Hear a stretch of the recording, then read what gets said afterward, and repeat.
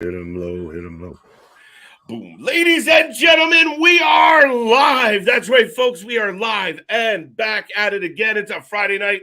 It's definitely a feel-good Friday night, especially if you're in my shoes right now.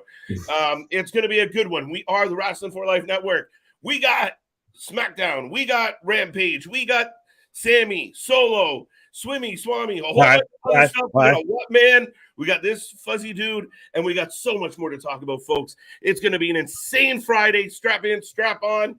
Let's go. I missed the button.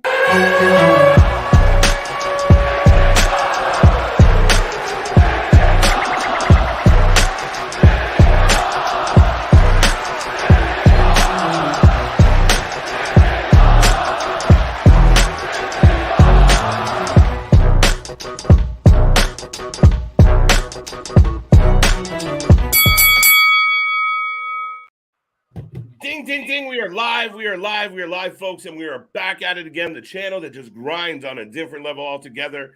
We are back in the house, fresh off a birthday celebration. It was such a joyous time. We had to do it for 2 days. So, folks, thank you for being here on a Friday. I hope everyone out there had a safe and happy week. SmackDown is kicking off. The Bloodline is here, or at least portions of the Bloodline, Nick. But I guess we should tell you who's going to take you through the whole thing, even though I just spoiled it a little bit. But I am your Scurvy Knight, KJ White, the Iron Man of YouTube. And this lovely... Ladies and gentlemen, boys and girls, children of all ages, the Wrasslin for Life proudly brings to you its YouTube Tag Team Champions of the World, the Every Night Delight, KJ White. I am Big Nick, and it is definitely a feel-good Fridays. We've got Roman Reigns and the Bloodline minus Jey Uso coming out. So we're kicking off SmackDown with the confrontation, the face-to-face between him and Cody Rhodes. Did he tell you that his dad is Dusty Rhodes, by the way? I don't know if anyone's told you. Have you heard? Have you heard the word? The bird is the word. Of a plumber? But I do like C-Money's comment here that I want to get to real quick. You want to hear it? Rather than say notify me, when you guys go live, it should say acknowledge me. True story. I like it. And you should acknowledge us by hitting that like button, hit that bell notification, hit that subscribe button. Like KJ said, just over a year and the fastest growing wrestling channel on YouTube. And we're even branching out and bringing you XFL and all sorts of fun stuff. Yeah, and tomorrow, noon. Big Nick. Well, I was going to say, we got a whole jam-packed weekend. We've got 2 shows tomorrow night. Then we've got AEW Revolution kicking off or ending Sunday night. Yeah, and God knows how long that's going to go. We might be here till Monday straight. 8 matches, but one of them's supposed to go an hour. So right. Plus, John Cena returns on Monday. Roadblock on Tuesday. Giddy up! There's no rest for the wicked, folks, and we will be here for all of it, or as much as we could be here, as much as humanly possible. Yes. If y'all see me grabbing my chest live, I've had enough. And it's not me joking around doing that. Elizabeth, right? I've become the boy who cried wolf. Right. So we got Roman, Paul, Solo, who will take on Sami Zayn tonight, and who just got married. Jimmy, and he just got married. Congrats, Solo. He's not so solo anymore. Right? All that popped into my head is angry Roman just yelling, Solo, Solo. I'm running Solo. Now, Roman said if Jey wasn't dealt with, he'd be dealing with it. I want to see what the ramifications of this is. Yeah, that's still the wild card in this whole thing is Jey Uso. Right. Now, before Roman gets in the ring, we'll do a little bit of a roll call here as far as we got Victor, Damian, C-Money. That's us. Dale. I got Wario, Small Mark, Matt, Steve, everybody. John. I got Heather, Ramit, Matt. Robert. Wario's here. I saw JV there too. But I just love all the, Jack. Steve G with the hey yo, what? What's going on, John? How you doing? Life is too sweet. Can we do it too? Nope. I gotta figure out there. We gotta do it like llamas. Llamas got a kiss here. We gotta do it. No, the other way. You're not on camera there. Too sweet. You got international too sweet. Llama kiss. That's no shit. What my wife dead ass. That's why did you say that? All right, Paul's got the mic in my head. What's that? I said, you asked me why I said it. I said it's because it's stuck in my head from her. Speak to me, Wario. Like the Ultimate Warrior. Right. No, but happy Friday, folks. Hope everyone out there is doing well. This is what we do. Now, do not forget. Oh, my God. The ghost of Wrestling for Life. Jiminy Cricket. Himmy Cricket, Himmy Turner, Himmy Neutron, Him Jones, Him Duncan. Everyone out there has no idea what we're talking about. You just forgot to say Himothy, okay? I am Himothy, okay? Making his 2023 debut. Right. Right? Oh, it's actually crazy. I'm not here that long, but I'm here. Hey, man, it's good to see the man, the myth, the legend, CJ Brand, folks. How you doing, buddy? I'm doing great, man. I'm kind of pumped to be back, man. I was looking at the time like, I gotta go to work today at 8 o'clock, so I just will pop on right quick. Right. Might as well. What's up with y'all, man? Acknowledge me. Acknowledge me. See, you showed up right at an acknowledge me, my guy. You're right about that. What's going on? That's what's going on. The tribal brand. There you go. Wow, Cody Rhodes music hits without even letting Roman get a word out of his mouth. Adrenaline. Sorry, in my soul. Something, Cody Rhodes. You can't start it and not finish it. Something, neck tattoo. What? Adrenaline. I just love how my stream is just freezing up on me, and all I heard was the drop. I'm like, what the fuck? What is happening? John, big pop for Cody, though, guys. To Spectrum right quick, because god damn. Can't see a damn thing. What? See, I did analogy, my guy. What? All right, folks. What? All right. People in the chat right now, what do you see happening here? Give me some shouts. Is Sammy going to be involved somehow? Is it just going to be face-to-face? Give me some predictions, some fantasy booking. What is going to happen now that Roman and Cody are face-to-face for the first time? Is this where Jay solidifies that he's, down with the bloodline and he like super kicks Cody or something? Ooh. He comes out of the crowd and juicy. Hiya! That's juicy. So maybe he pulls one of that. What Finn Balor did to the Undisputed Era, and who was the other guys he was with? He'll do something like that. I guess they did on NXT. Perhaps. Dun, dun, dun. Well, show up through the crowd like he has the past couple of times, like Sammy has, like Cody has. Yeah. Sorry, go ahead, Nick. Keep going. Or KO has. Sorry, I said Cody. But I could see that happening. Do we see beyond that? Then I guess, do we see any physical altercation between the two? Do we see Paul throwing the little? Right? No, I don't think so. I think they're smart enough. They got what? 4 Raws and 5. Well, this will be the 5th. So we still got, a good bunch of wrestling to go before we get to Mania. If they start fighting now, it's going to feel like an AEW thing. A little bit. But we've got Keyshawn saying Cody versus Jimmy tonight. Oh, artists, what up? Nothing, just talk. Cue Cody's music segment over. Fair enough. What's up, artist? Sammy versus Solo tonight. Yep. We got DJ Nick, MC White, and Soundmaster CJ Cheat. What? Oh, what did I do? I read no touching. That's old school. When you had the stipulations of like you can't talk, you can't touch each other before the match, otherwise the match is thrown out. MJF should be using that stipulation all the goddamn time. You can't touch me. He does. He has them face 7 other people before they can get to even a match with him. So, damn. Damn. Tag match. There you go. Finally, my stream popped back up. Oh, here's man to man. That man-on-man action. Why? Oh, what? Pause. Pineapples. Pause. Pineapples. That's safe word. All right. Tag match: Sammy and Cody versus Solo and Jimmy. Maybe. Perhaps. Maybe. Reachy. That's not too much of a reach. Has anyone said anything yet, or am I deaf? Nobody's speaking. It's a really weird moment here. Little long in the tooth here. We're just staring at each other. I thought I was just frozen. That's what was going on this whole time. Like, she's glitching, no? For real. So Roman sent everybody away. Oh. He wants to talk mano a mano. Does that make you more comfortable? No. I'm literally like purchasing a TV subscription as I talk. So I'm looking down that slide. I've been there, my guy. That's why when you said what you said, I was like, nope, I did it in times of emergency. I can't buy it. Oh my god. Roman laid down both belts. Roman got the ball. Looks like an improv moment.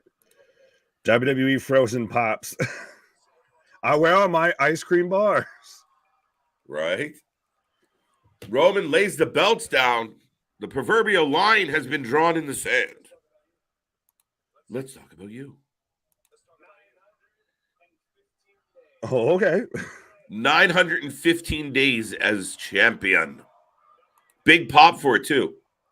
I just got my WrestleMania tickets today. Them tickets are so damn. You got them? Yeah, I just got one, bro. Them tickets are. It's dead center in the center of the ring. That's his ticket. I'm seeing the nosebleeds this shit. You know, someone out there right now is sitting there going, "He said he was going to take me. Damn it!"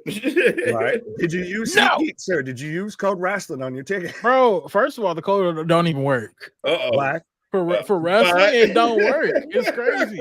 You cannot use it for WWE. That right there pissed me off. I'm like, damn.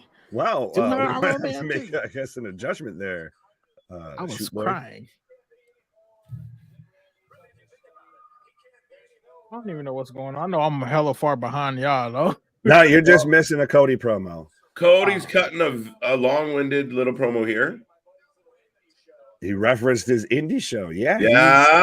He's not going to shy away from it. This is indie show. I think it's because they knew that they were going to do it. Oh, well, it's on WWE. Of course, he's got to call it an indie show. You can't call it AEW. You know, it's going to be on the fucking Twitter's blowing up right now. He called it indie. What the fuck? Fuck you, Cody. Cody's just waking up right now out of a fresh pile saying, "What did he say?" Yeah, right. Allegedly. The Jacksons are crying. We made it. Wow. Big Cody chant. They're popping a little bit of the bubbly backstage on Rampage right now. Big Cody chant. So do you really think Cody's gonna he can carry the fans are gonna ride with him? You feel that? You have to at this point, you have to keep Sammy away somehow, some way. You have to divert it, which is so weird because he's still gonna be involved with the bloodline. Well, I think that the whole we team up together to take the the bad guy out. You go get the tags, I'll go get the champ. That's the best way they can do it because he's going to be around the bloodline regardless because he's still involved in that. We've still seen it of him and Jay, him and KO, all of that. But if this was any other person, you would keep them as far away from Cody. Oh shit! Sorry. Very good. Go ahead. Roman's just eating Cody alive a little bit here. He's a little more entertaining than Cody is for sure. And he points at the belts and said, "Have you even competed for one of these?" Because the other one didn't count, right? Yeah. I'm pretty sure I done did all of that. Well, this goes back to we've seen this progression of Roman on the mic. I've said he's in that Rock realm-ish. I go back almost to that promo when he was there with Cena, and it's called a promo kit. If you want to be the big dog, you're gonna have to learn how to cut one. Well, he can cut one now. And that's what we're seeing him do now against a guy that's good on the mic like Cody.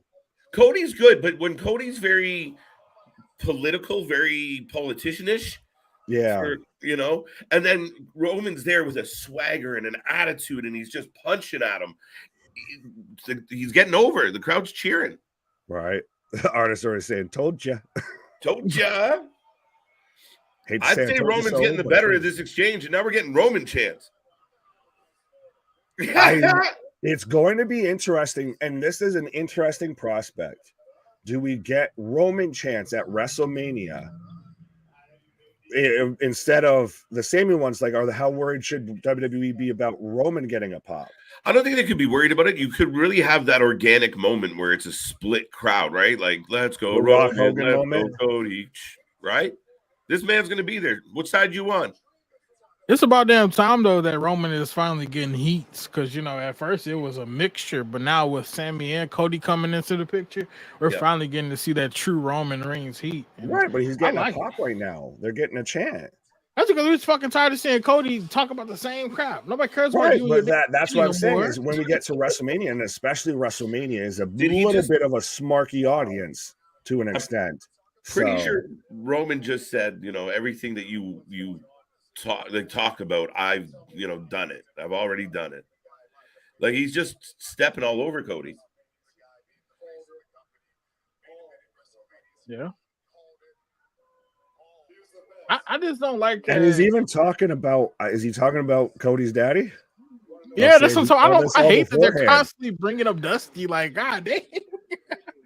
Because Cody doesn't have an angle outside of his last name. Yeah, but that's the story. Now, after he accomplishes, that's his only story. Yeah, now because we're riding long term storytelling. Ever. It was his story in AEW. No, it wasn't. He wouldn't talk about his dad in AEW. He couldn't. Right, he couldn't, so he left, and now he's here so he could talk about his daddy 24. Yeah, that's when he had Dustin. That's when he had his brother. If he wins the belt and then keeps talking about the legacy of his daddy, okay, it's a little much, but we're riding. That's the whole narrative of what we've watched over since the purple titty to now. Oh, Roman even just sat there and talking about Dusty, said, God, I wish he was here right now. Roman is eating Cody alive in this promo. The crowd went dead quiet when Roman said, I miss him too. Checkmate. Well, it goes back to Heyman saying he was the son that he always wanted.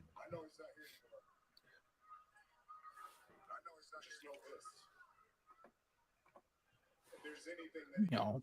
But just know this. Oh, shit. So we currently got two angles with daddy issues. Oh, even better. Look, we got two angles with daddy issues. We got Drew, what's his name? The fucking big ass Mysterio guy. Dom. And he got Cody. Dom. What's some other big ass Mysterio guy? What? Well, what do you think of the prospects of Vicky showing up? Sorry? What do you think of the prospects of Vicky showing up on WWE and getting involved? Free agent. Yeah. Oh, she's a free agent for real? Yeah, she left AEW. I do really like Roman's end line there, though. If there's anything that he didn't teach you, I will. And he sticks out his hand to shake his hand. Yeah. Cody started talking again. It's not as good. It's not as good. It's not as but it's so I'm giving a thumbs up to Roman. For someone who's watched this long to see that whole transition of from seeing it eating Roman alive to now Roman eating Cody alive. I think I remember how Roman really extend his arm out to him. Right? Code of honor. Code of honor. Let's go. His hand's still out. Right. Don't leave me hanging, bro. Right. Well, he's not breaking eye contact. There's so much to Roman's whole thing that's just natural. Right? Okay, Cody's getting a little heated, but I'm going to ask the chat. If you're watching at home right now, just because we got a whole lot of noise on the channel, I'm curious. Is it not a whole lot of reaction going on for Cody, or is that my imagination? Oh, there's a big pop here, though. Thank you for proving me wrong. Damn. Yeah. We were dead for a while. They're tuned in, too. Hey, we've had the wrestlers tune in, so even the crowd's tuning in. The live pump in the cheers. They can hear it. Right. Shit, he's dying. He's dying. Kevin Dunn. Oh, damn. Big handshake. I do hate that his promos are very, like, you can tell that Cody stuff is like very emotional and scripted, and then Roman just comes out and just be like, bruh, like, I'm gonna cut it to you raw. Fuck everything you just said. Yeah. You chat all over all of it. Yeah. And then even when Cody got the last word, it was still kind of a flat note. It was like, oh yeah, I know you are, but what am I? Like, like that's what it was like. Very scripted. I think CJ said it best. Right. Now, on a side note, how do you feel about the overreaction that on the WrestleMania posters and stuff like that, it says, especially for this match, it says directed by Vince McMahon? Yeah, I mean, whatever. Wait, what? Yeah. Because they're playing in the whole Hollywood theme and they've got it all done up like movie posters. That's why you say this shit says directed by him? Yes. People are freaking out like that means he's like... That means he booked it. He's back in charge of creative, right? They're just paying homage to the man behind it all. Whether and it's Hollywood. I don't where can I find this? The Joker, Montez and Bianca are not on the Titanic. Like, yeah, I mean, it is what it is. Up next, Liv Morgan, Rhea Ripley. I'm looking forward to this match. Does anyone take Liv? No. Yeah. I could see it being about the kerfuffle match. Thing? What do you say? Where did you see that? You talking about that video they dropped? No, they said it. They had it on like the posters and stuff like that, the promotional stuff that it says for the match. It says directed by Vince McMahon. Promo win goes to Roman, hands down. Yeah. Well, folks. Yeah, let everyone. Not sorry, Nick, but everyone out there, let me know who got the best of that segment, and did that get you a little excited to see WrestleMania? Like, did that okay, this is going to be good? Those are my two questions, but let me know who you thought. I thought Roman dusted him. Yeah, are you going to be saying boo or? Go ahead. I said I'm about to ask for a refund. Now, you talking about directed by Vinny? I don't like that. No, I already heard that he got Omos. He's not dealing with Roman and Cody. I don't know. Allegedly. I still don't believe the Omos thing. We got 4 weeks to go. Well, Brock's finishing up with Omos. People. Hey, can I have my last until the next big payday?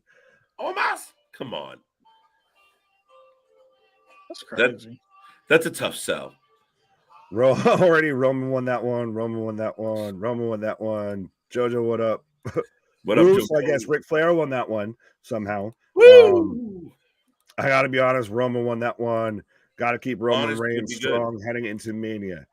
He's already been strong though. I think it's interesting to me. I still think this is going to potentially happen if we get like you said, the split audience of maybe we almost get a X8.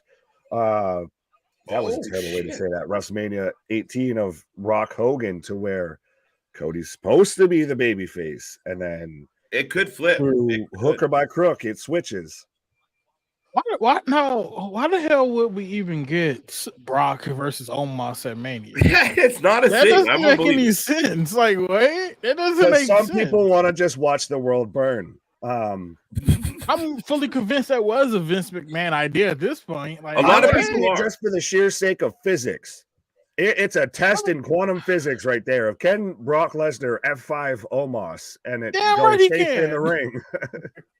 I mean, they could have did it one better, add Bobby Lashley to the match at this point, because I mean that's what I thought was going to happen. I thought it was going to be Bobby versus Brock because they never finished the match technically. But now Bray's fucking with Bobby. Where did that come from? That don't make a damn lick of sense. And people are like, we can explain it because Bobby Lashley's a muscle guy and he represents everything Vince loves. And what the shit? What? No, you can explain that part. You can't explain the other 10 chapters we had beforehand. Yeah, like how the fuck did we get here? We just missed all of those, and we'll just cut to the cliff notes here. But Scott, thank you very much for the super chat. Cody won that promo. I think you're on an island there saying that Cody won that promo.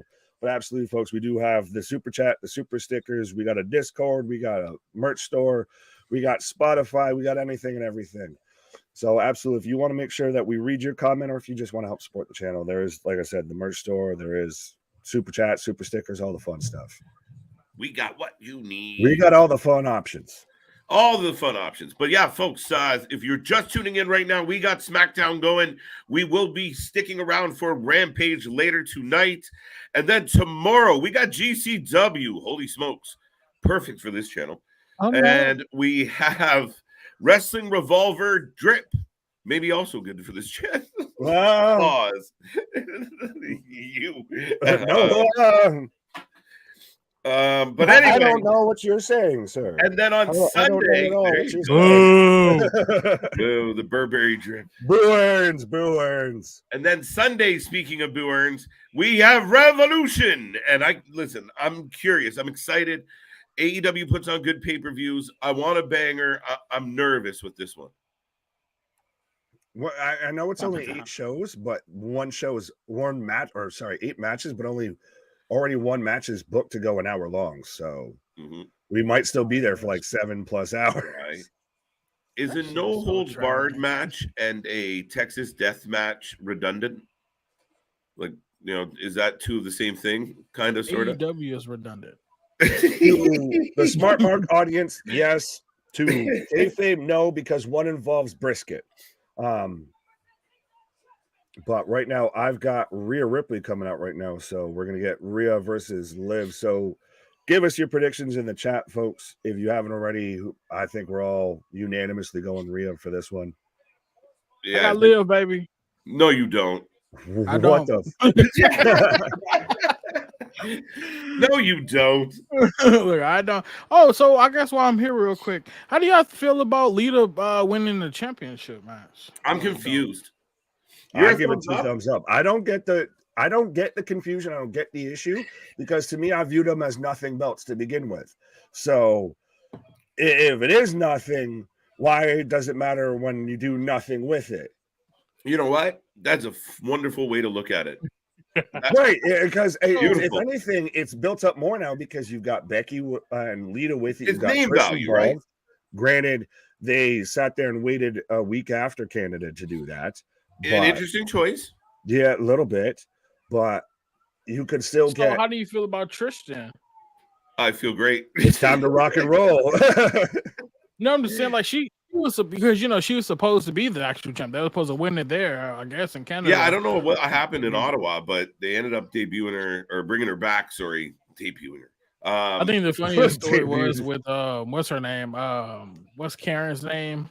Chelsea Green. Chelsea Green. Illinois instead. They went to a gimmick before knowing her actual name. Right. You gotta do what you gotta do. All right, so is Liv no longer like dark, creepy Liv? She's now more colorful. No, because remember, we've cracked the code of we've got Bray Wyatt going after Bobby because do the Muscle Man dance. That's what it was. That's it. That shit was funny. It's so fucking stupid. Yeah, I was hoping they were going to do that. Everything and just be like, guys, I just watched the last Marvel movie. I know what's going to happen. Oh. I was hoping they were going to do that one pose with him that he was doing with Leo Rush and him bending over, slapping his ass. I was waiting for that to come so bad. Pause.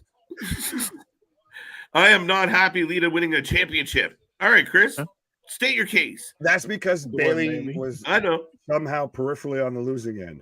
Well, I like this, though, real quick from C Money. After Revolution, stick around for the muffin eating contest and media scrum.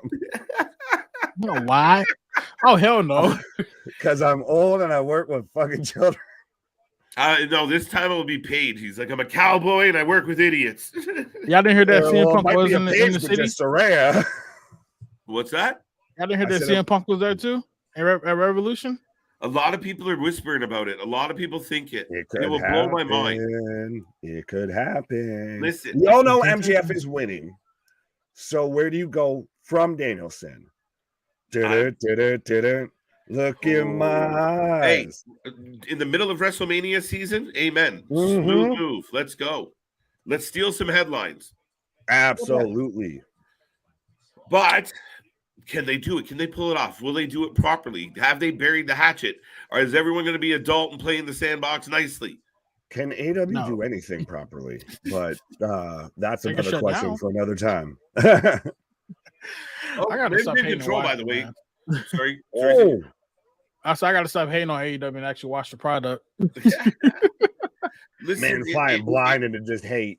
It was on an uptick. You had like 3-4 weeks there where we were really happy with it, and then it trailed off again. And the last couple weeks, just looking at the card on paper, you were like, I don't want to watch this. AEW Dark. All Friends Wrestling. Shut up. But I love it. First match of the night. All Friends Wrestling. Well, guys, this is my debut. My debut is ending. I shall catch you guys on the flip side, I think. Da, da, da. CJ, All right, stop yeah. by anytime, buddy. Door's always open. Well, folks, that's your friendly neighborhood CJ. And Your friendly neighborhood cut the shit moment of the night. right, we should have played that on his way out. Do the little transition. Right. CJ's blind hate of Mox is messing with his head. Jack, cool. That's a weird Do thing. you have an IG I can follow? I'll let you Yes, know. Tyler. Go check us out. Everything's below. We have a merch store. We have a Discord. We have a Twitter and Instagram. Nick's got an Instagram. Why? All of our socials are going through on that nice little scroll that's going on there right now. I know that goes on so much that some of y'all probably have stopped paying attention to it, but 100% that keeps you up to date on anything and everything that's going on with the channel. Because big things popping, little things stopping, up to something season never sleeps. Why? Right. But that has all of our socials, the description on the video, description on the channel. All of that has our socials, the merch store, the Discord. What? Do you think anyone out there has like the ticker like off by heart? Like they can recite it? Damien or Victor might. JV. That's their. I'm joking 100%, and I love y'all. But I was about to say that might be their pledge of allegiance. I pledge allegiance to the Wrasslin, one nation for life. I need to write one of those. Under vitamins. I think I am right now. Right? There we go. Under vitamins for all. What else have we got going on? Oh, well, someone was talking, because we were talking about the women's tag belts as we are in commercial, but about how they weren't booking and doing shit with them as it was. So why are we upset about it? And even then, you can get Ron and Shayna versus Liv and Becky, or versus Lita and Becky at Mania. And even if you make it a multi-woman tag match, that to me is already more compelling than if you did Dakota and Io versus Ronda and Shayna. And that's a problem of the booking, but at the same time, it just comes with when you have Becky and Lita and the way that they've booked, and one's a fucking Hall of Famer, or should be. Yeah, I mean, name value, you're not wrong at all. Like the name value to it, I 100% understand, and you're 100% right. Them over Damage Control, absolutely. Now, does it end up being, well, now the rumor is it's going to be a 6-woman tag. So the tag titles won't even be on the line at Mania. It's going to be Trish, Lita, Becky versus the other 3. I don't know. I feel like Damage Control needs the win. Like they lose a lot. And if you lose to a team with 2 retired people on it, maybe you should hit, maybe wrestling's not your thing. If you're supposed to be like now, solid, up and coming, like if you're a current talent, you shouldn't lose to the 55-year-old. Right. No offense. No offense. I'm not saying it's a blanket statement, but real's real. You got a retired athlete coming off the bench. Even Jordan didn't look good doing it. When I come back wearing the 4-5 like Jordan. What in fact checkers, if y'all can correct me, because I don't want to speculate or guesstimate at what Liv has on her little choker piece of her attire, but it doesn't. I've seen the last 2 or 3 letters, and it doesn't look PG. So I don't think it is. I think I know what you think it is. Right. It's been a good match back and forth, and I'm not sure who everyone out there picked, but Liv is giving a fight and is a very aesthetically former tag team partners, by the way, going at it. Remember when they were an actual tag team going for the tag team titles that we were talking about. But I agree. Artists, I don't know who you're welcome in advance to, but sure. Well, break the walls down. It's the Big Show. Well, there you Jericho go. Has trademarked Jericho. DX taunt, and then a code breaker. Speaking of Jericho, Liv off the top rope for a 2 count. Don't start crying. Is it her makeup, or is she actually crying? I don't know. It looks like it might be a little column A, column B. A little bit of both. Dom for president. Dun, dun, dun, dun, dun, dun, dun, dun. Condom 2024. Condom. Wait, no. Is he a convicted felon? Then he can't run. Yeah, true story. He does that. He might just have a misdemeanor. He has a minor criminal offense. And when does that stop? He did hard time if you ask him. Anything. So somebody's strap. Oh, it was her bootstrap. Oh, she's got to be careful. Oh, your shoes untied. Your shoes untied.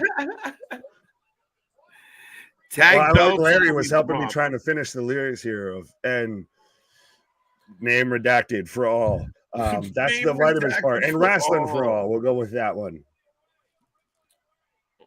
Oh, Rhea just dropped. Oh, she just got fucking planted. She didn't catch her at all. She just went. No, she just said yeet. Oh, goodbye. Riptide, Liv going for a hurricane run and just eats a fucking power bomb, and then a Riptide. Do-wop, diddy. It creeped me out. I was scrolling for a second there, and I don't know. It was a live stream with like fake people back there. It was really. I was like, whoa, whoa now, whoa now. AI is real, tapping out as she's got. Rhea's got the cloverleaf in her. She had her knee on Liv's head. And Dom in the ring to congratulate her. Do you see all the shit going back and forth, like with Murphy and shit now, like joking around? Yeah. You date my sister, I date your right. We are not the same. Too funny. Artist, I agree with you on that one. I'm not going to pull it up for algorithm's sake. That's less worse. Sam saying Dom's one lucky man. Damn. Well, they're business associates, okay? Yeah. Come on now. Dom just recently got engaged. Well, and like we talked about, if we had Buddy Matthews, Buddy Murphy versus Dom, who the fuck y'all taking? And I know it's not Dom. Right? Dom, run. So run! Solo tonight. That's going to be crazy. And obviously they're going to continue these stories somehow. I really expect KO to be present here tonight, Nick. Absolutely. And, well, now I'm getting a video package for it's time for John Cena to return. So who's he going to be facing at WrestleMania? Because he's obviously returning. Spoiler alert. He's returning to my neck of the woods there of the massholes, Boston. But now Logan Paul, Seth, like you feel Mania's coming because every time you start getting, oh shit, Logan Paul's back. Oh, Cena's back. Oh, this is happening. Oh, that is happening. Follow the WrestleMania road.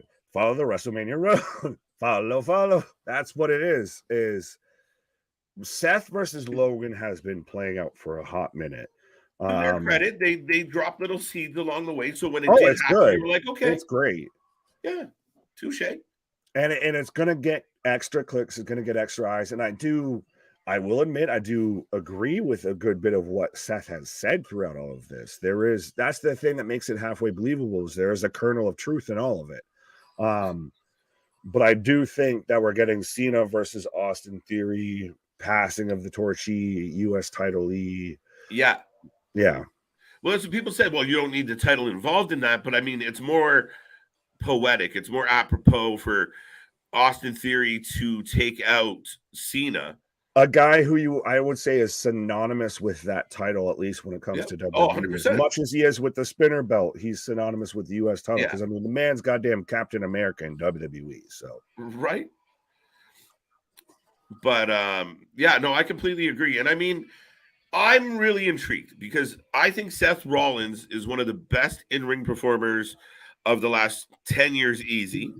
Mm-hmm. He's in that conversation, high on the count. He's a workhorse. He shows up. And no matter what you think about his character, his fashion, whatever, he delivers in the ring all the goddamn time.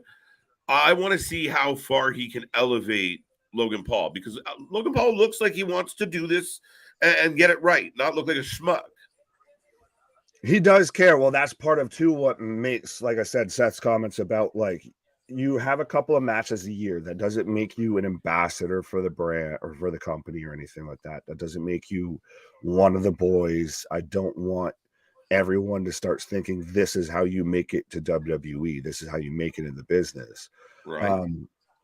But that validation of him taking it very seriously as well. I mean, Christ, we've been on stream calling out how he hits a buckshot lariat better than Hangman. His match with Roman and Saudi was great. So, and that Saudi match, I hated the idea when we talked about it. We argued about it. that I didn't like it, but the match was good. The match was entertaining. The match delivered more than I expected. Well, think about the moments at least that he's had in WWE so far. He had the Saudi elbow spot onto Roman through the table. He had the springboard crossbody with Ricochet. Yeah, as much as Logan may not be, he's never going to be, hopefully ever, your Roman Reigns, your Seth Rollins, even your Daniel Bryan's, your any of that. But Right. He'll be good to show up and have a good moment that's going to go fucking viral because Jake Paul's involved. And that's another part of it, right? And again, when we talk about setting up a match, bringing back Trish, Lita, Ronda Rousey looks like she's going to work her way into Mania one way or the other. Name value. It's a big part of the marquee, which especially a 2-night event nowadays. So, yeah, I mean, this is right in line with it. Cena coming back potentially. I mean, I don't know. Everyone seemed to have just given the fuck up on the Rock thing completely. Yeah, that ship I feel has sailed. He's busy saying let's ball out with the XFL, which will be given the week 2 recap tomorrow afternoon before we kick off for week 3 as well. That's right. So noon tomorrow Eastern time, that will start our weekend officially if you don't count this. And then tomorrow night we got GCW and Wrestling Revolver live alternative commentary for the whole night. You never know what else we stick around for or UFC. We might peek at a little bit of John Jones. John Jones, what? Cyril Gone, what? UFC heavyweight title, what? Could be a good one. And then we will be back Sunday, 7 p.m. Eastern time. And we got all the AEW coverage you could want. Again, your 2 best wrestling friends, the wrestling channel that even the wrestlers watch, will be live all night long, all weekend long. We won't stop. And then we'll be back Monday. That's it. We don't stop. Roadblock on Tuesday, Dynamite on Wednesday, Impact and Ring of Honor on Thursday. We are very much, folks, on the road to WrestleMania. It is getting hot and heavy pause of strap on and strap in season when it comes to the Wrestling for Life Network. Strap in and strap on. We're even now, it's so funny. It's going to be a little halfway awkward. I feel a little bit now of covering GCW, and now it's like, well, they're probably here listening to what we're saying. Yep. So they better put on a good performance. Well, shout out. I know Cole, friend of the show, by the way, is wrestling right now. I think over with TNT, which we've covered with them over in the UK as well. Maybe we'll see Grim Reaper if he said he'll just pop in when he decides to show up. Right. The wrestling nomad, but Grim was a fun interview, dude, man. Like he was a funny guy. Again, dude's a legend. The guy's been around forever. Man gets the vibe, and I mean that in an endearing way. What's that? I said, man gets the vibe was sparking up the vitamins out the gate. Right, lives the gimmick. Absolutely. Think about it. The guy's been in the ring with like Roddy Piper and Ricky the Steamboat, but also been in the ring with Cole Radrick and Jimmy Lloyd, like, and everyone in between. Just Incredible, Eddie Kingston, like Homicide, like it's crazy. Homicide, Low Key. So it's really cool. Really cool story. Right. And then the guy 2 years ago, the world kind of changes their viewpoint on vitamins, and he's off and running. Well, and it does seem interesting now, as a side note, as we're getting a video package for Ray and Dom, the Mysterio family feud. But how a lot of the guys that we've talked to, the May 19th was really a changing point, not only just for us regular peoples, but even for people just to see that change throughout the wrestling industry across the board. Some people started their career that. Some people, they found their gimmick or whatever that wanted that their path that worked for them, all of that. Yeah, no, I completely agree. It's been really cool. And GCW is one of the companies that came out of everything strong. Oh, look. Stronger. This is an interesting angle. Oh, yeah. It's the whole respect your poppy.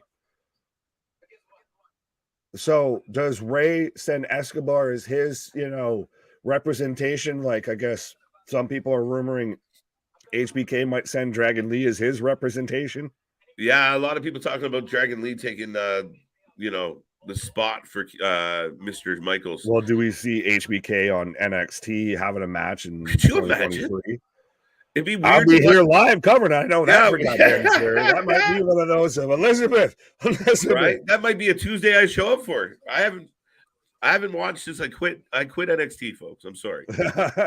He pulled in Eddie Kingston and just said, I quit. NXT.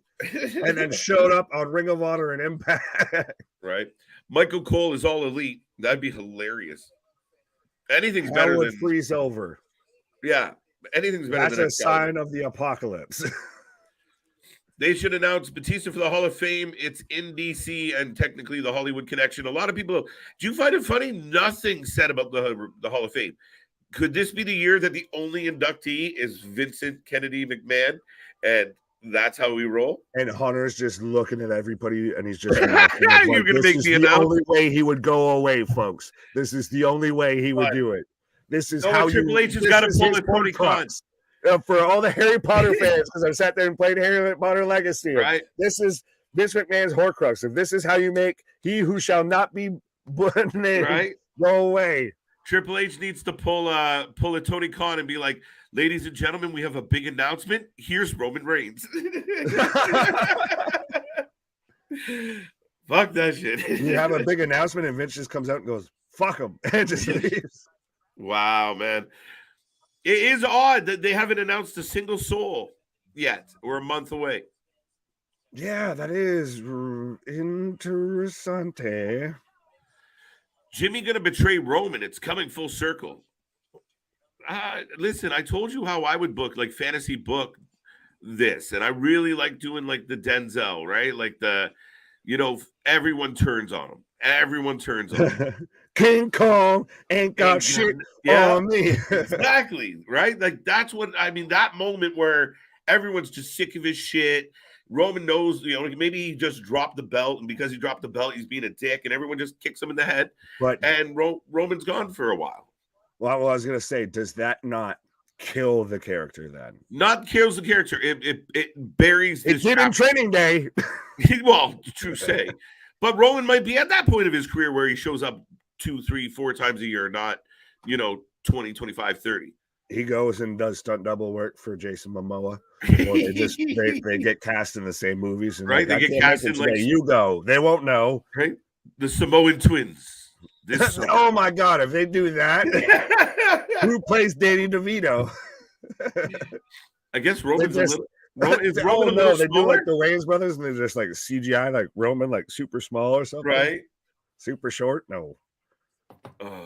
What if they do? Jay versus Jimmy and KO versus Sammy?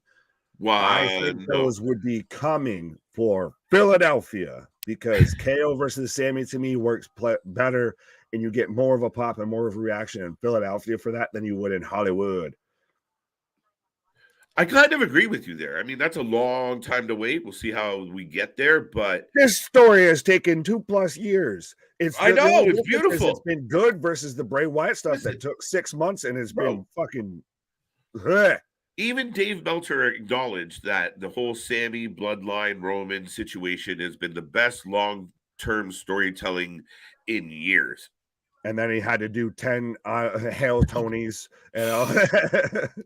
Not what I thought you were going to go with. Fair enough. Anyway.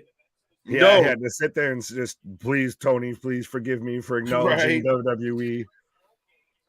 Fix that part in your hair there, sir.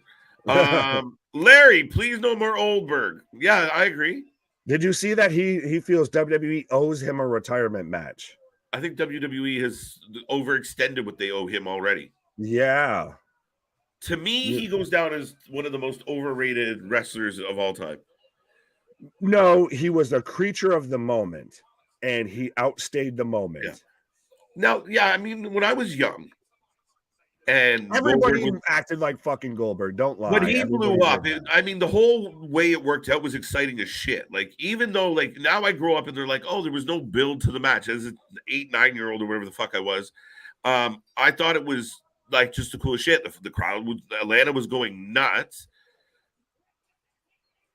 By the way, we have Legado coming out. Is he fighting Dom? He's got the mask back, at least for the entrance, and he's got Mysterio's mask. Mysterio's autographed mask, and notice he has the Legado del Fantasma logo, but it's in the LWO, the LWO colors. Yeah. and everything. So is he going back to like the Eddie Guerrero of dumping the cup of coffee on him? You know, Eric Bischoff, Right? He's going to be the lucha representative here. I like Santos. I think they can do a lot with him. Oh, absolutely. I think he's great. It's just, it's so weird from him to be a heel with Legado to now he's a better heel, I think. Paying homage to his idol and Rey Mysterio, who's very clearly the babyface here. Right.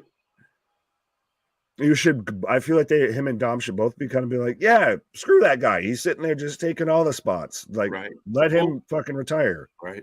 But remember when the rumor was that Dom might join Santos? Like Santos was going to come and get him and take him to NXT? I don't remember hearing that, but holy shit, does he look like fucking Eddie? This, I know we've said it, and I know it's been beat to death and everything, but this 100% gives me. Did he have a gross Hot Topic, Gothic, 2023, whatever, however you want to look at it, Eddie and China vibes. Oh my, it's dude. And not saying what Eddie could do in the ring before everybody goes and loses their goddamn fucking mind. Wait, one does that nothing to do with the other, but I'm trying to like. Dude, are you honestly telling me that Dominic Mysterio is the love child of Eddie Guerrero in China? Maybe. No, I was saying about with Rhea being there, you fuck. Wait, what? I was saying with Rhea coming out with Dom, it reminds me of when Eddie came out with China. Oh, okay. Okay. You went all fucking perverted there with that. No, I laughed. I thought it was like, wait, maybe he's got a point. Maybe he's onto something. Don't treat me like a convict. Right? Can Dom use that music? The convict wonder of the world? What? Condom takes cake. Condom, yeah. Well, if Ray would have used a condom, we wouldn't have had condom. What do you think of the whole Ray Dom thing at this point? Like, do you think they've pushed it too far? Like, come on. I think realistically, anyone's pops would have snapped by now. To me, it is Christian Jungle Boy thing. If it's one of those feuds that you thought ended like fucking 5 months ago and is still going and should have ended way earlier, and you missed the boat because of this, that, or whatever reason, that's the whole issue with it to me. Of this should have been done. Condom should have been done. We should have been on to a different feud.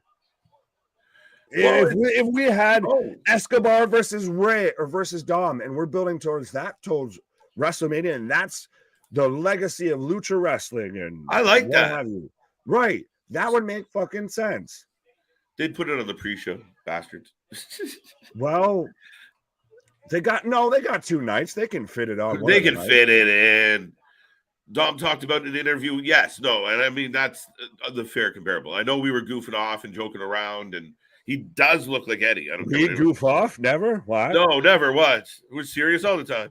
Vitamins. We're serious journalists here. There was a joke in there. I let it go. It's one of go for it. But no, we're good. It's still one of those that I get, obviously, in real life, non-kayfabe, that the situation is on the up and up. But in kayfabe wise, your brain still goes there because the man's taller, the kid's taller than his daddy. He can grow a better mullet than his daddy. The mullet's the thing, I think. That's the mullet seals on the mullet.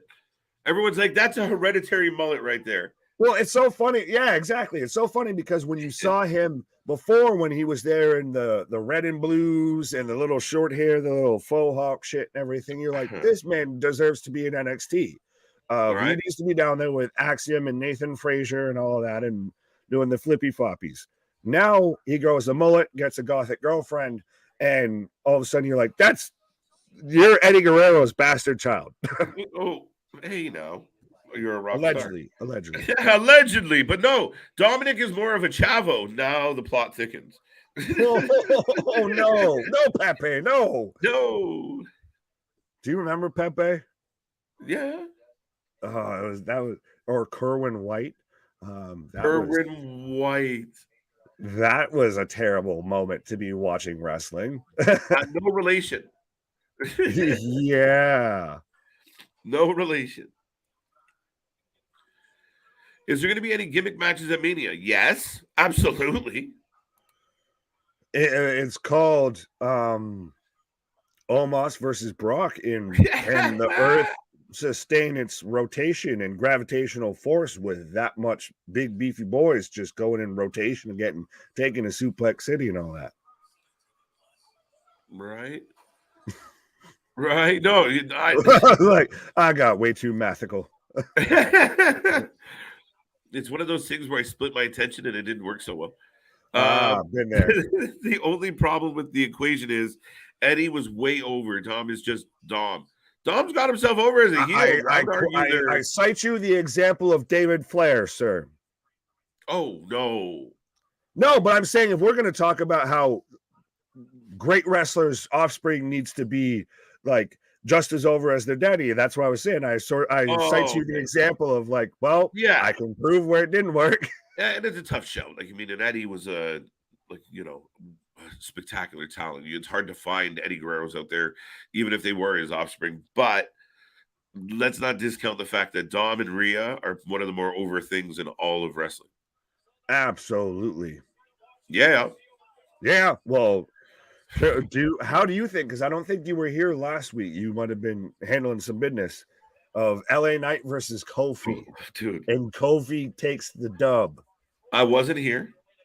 I know it happened. I was fucking heartbroken. I was disappointed. It blows my mind that LA Knight lost to Kofi. However, I came up with a theory that made me feel better. What Is it if an Austin theory? No, that never makes me feel better. You got Kofi and Woods.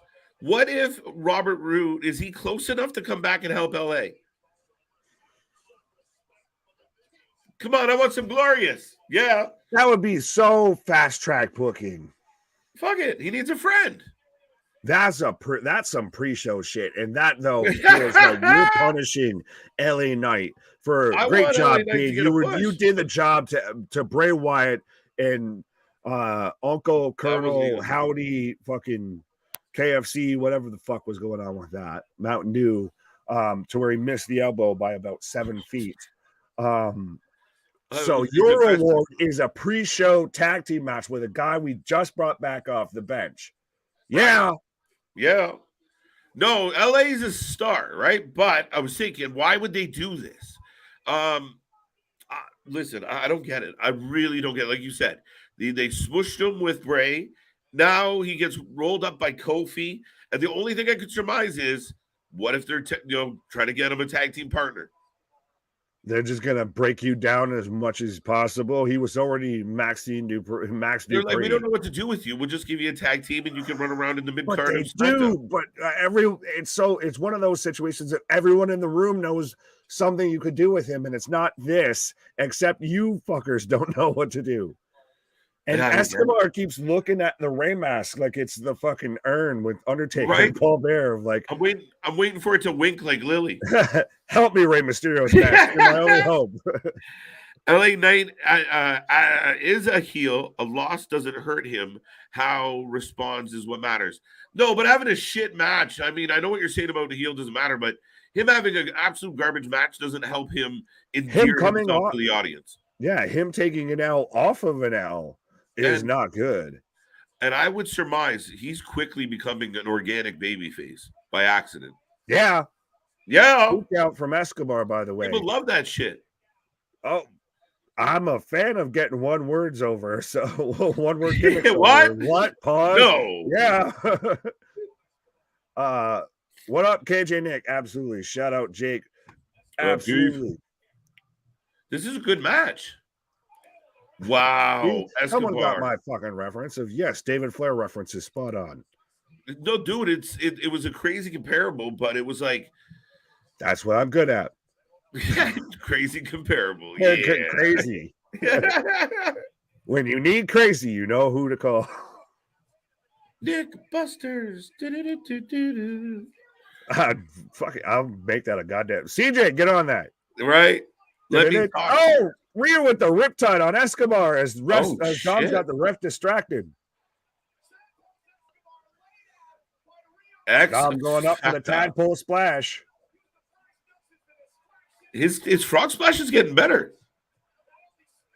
3 count. Still not as good as Montez. Montez Ford has the best frog splash right now in business. That's not fair. Like you said, tadpole against tadpole. Well, KO's got the bullfrog, so right. That needs to be on a t-shirt, like the bullfrog. The chart? The chart of frogginess. Pause. As now Dom takes the mask. So convoluted ass way for him to get to that, but okay. No.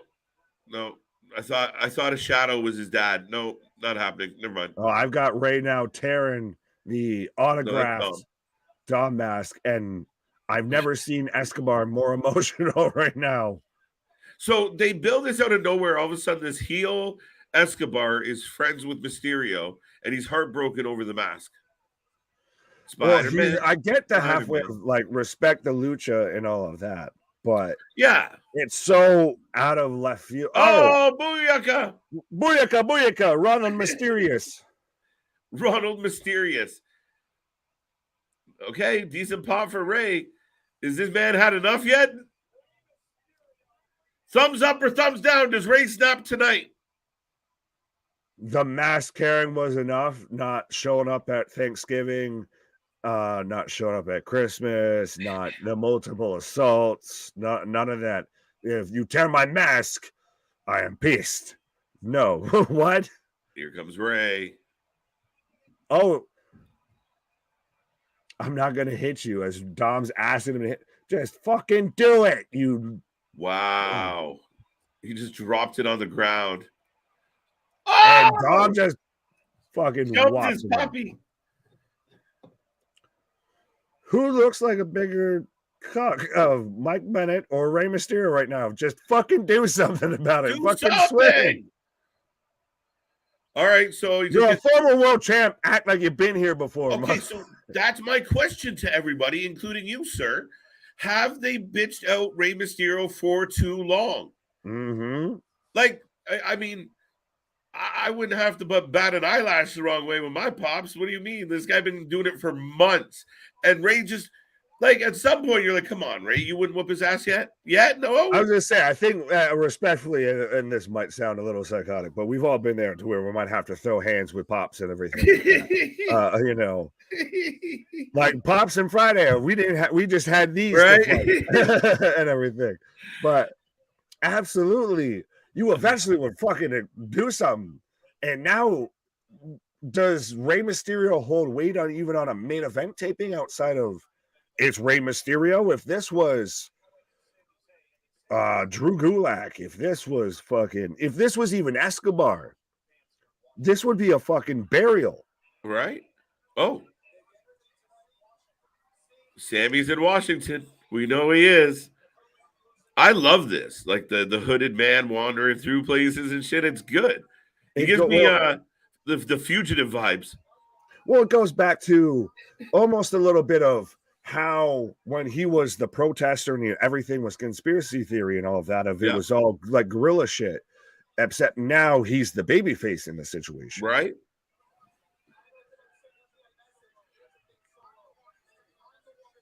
Here's the thing, Solo. I'm the one sending a message tonight.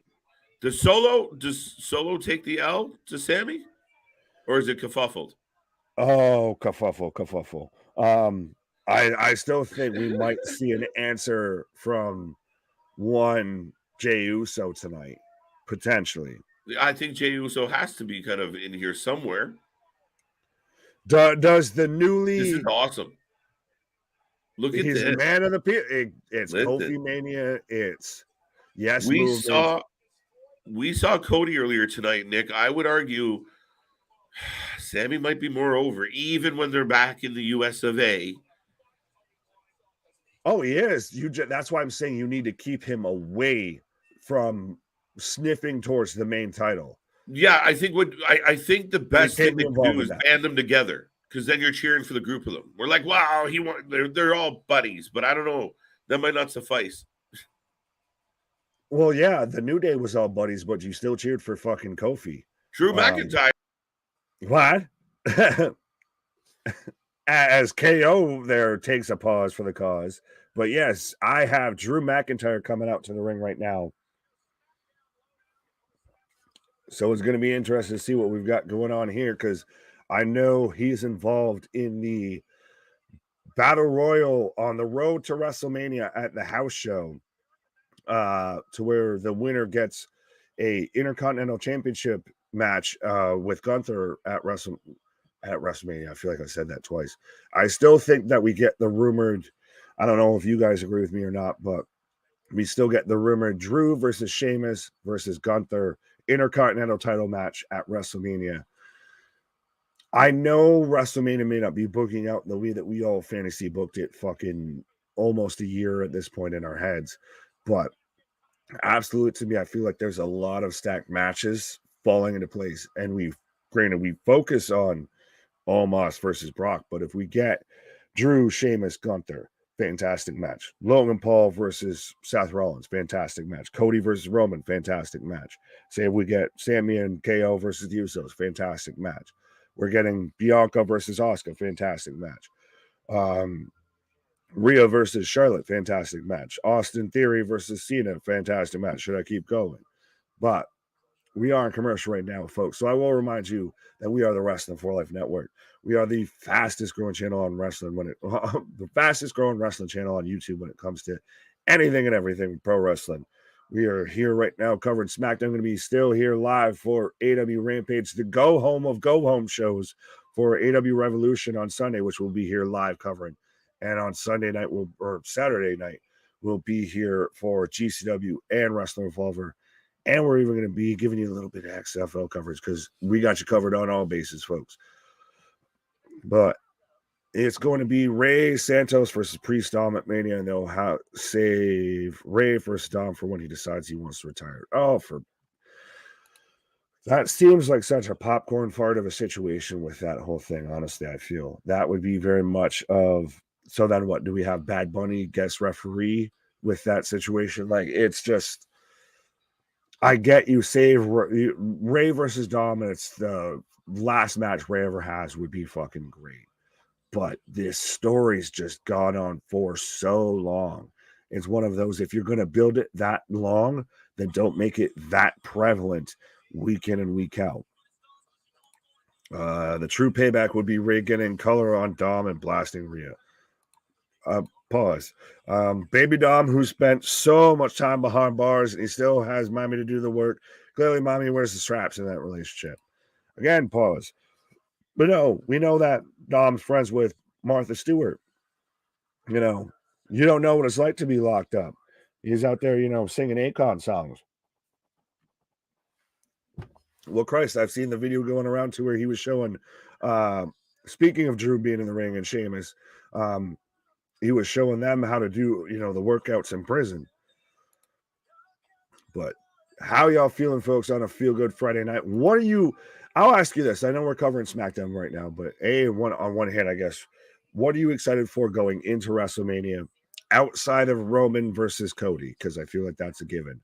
And what are you most excited for? What are you most looking forward to when it comes to AEW Revolution? Because it's still a little bit of a work in progress. Still, at times, some matches might be a little redundant, like the tag match is just, that's if you left universe mode on 2K and just you simmed it and just let it fucking go where it went. We've got Jay Lethal and Jeff Jarrett versus the Gun Club versus the Acclaimed versus Dan House and Orange Cassidy. So, but what are you guys looking forward to on this stacked ass wrestling weekend? And we're still just on the road to WrestleMania. We 100% will be covering anything and everything along the whole board when it comes to wrestling on the road to WrestleMania. We're here on Monday night for Monday Night Raw. What? Tuesday night, you got me and Cliff Stradamus there for NXT. Wednesday night, we're here always for AEW Dynamite. Thursday, we're here for Impact Wrestling with Luna Havoc, and now we've added Ring of Honor to the schedule as well, or I think Tony's just added it to our schedule.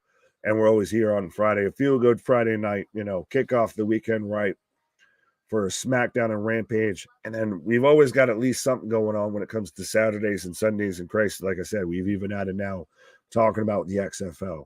So this is a place you need to be when it comes to anything and everything, when it comes to the whole world of wrestling, when it comes to, just having those buddies you can't get in real life.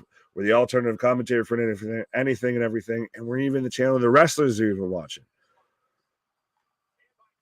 Let me get back through some of these comments here as we're coming back from commercial, but I will remind everybody, if you did leave a comment, anything like that, or if you just want to help support the channel, if you did leave a comment and I didn't get to it, I should say, and you do want to help support the channel, we do have the super chat, the super stickers, all of that.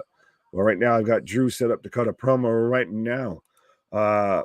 I'm not paying for Revolution this year, not excited at all. I feel like that's becoming more and more of a trend when it comes to AEW pay-per-views. Revolution is going to be a bunch of 30-minute high spot fests. It's so funny to see everybody that was big AEW fans that's now come to the dark side, I guess, of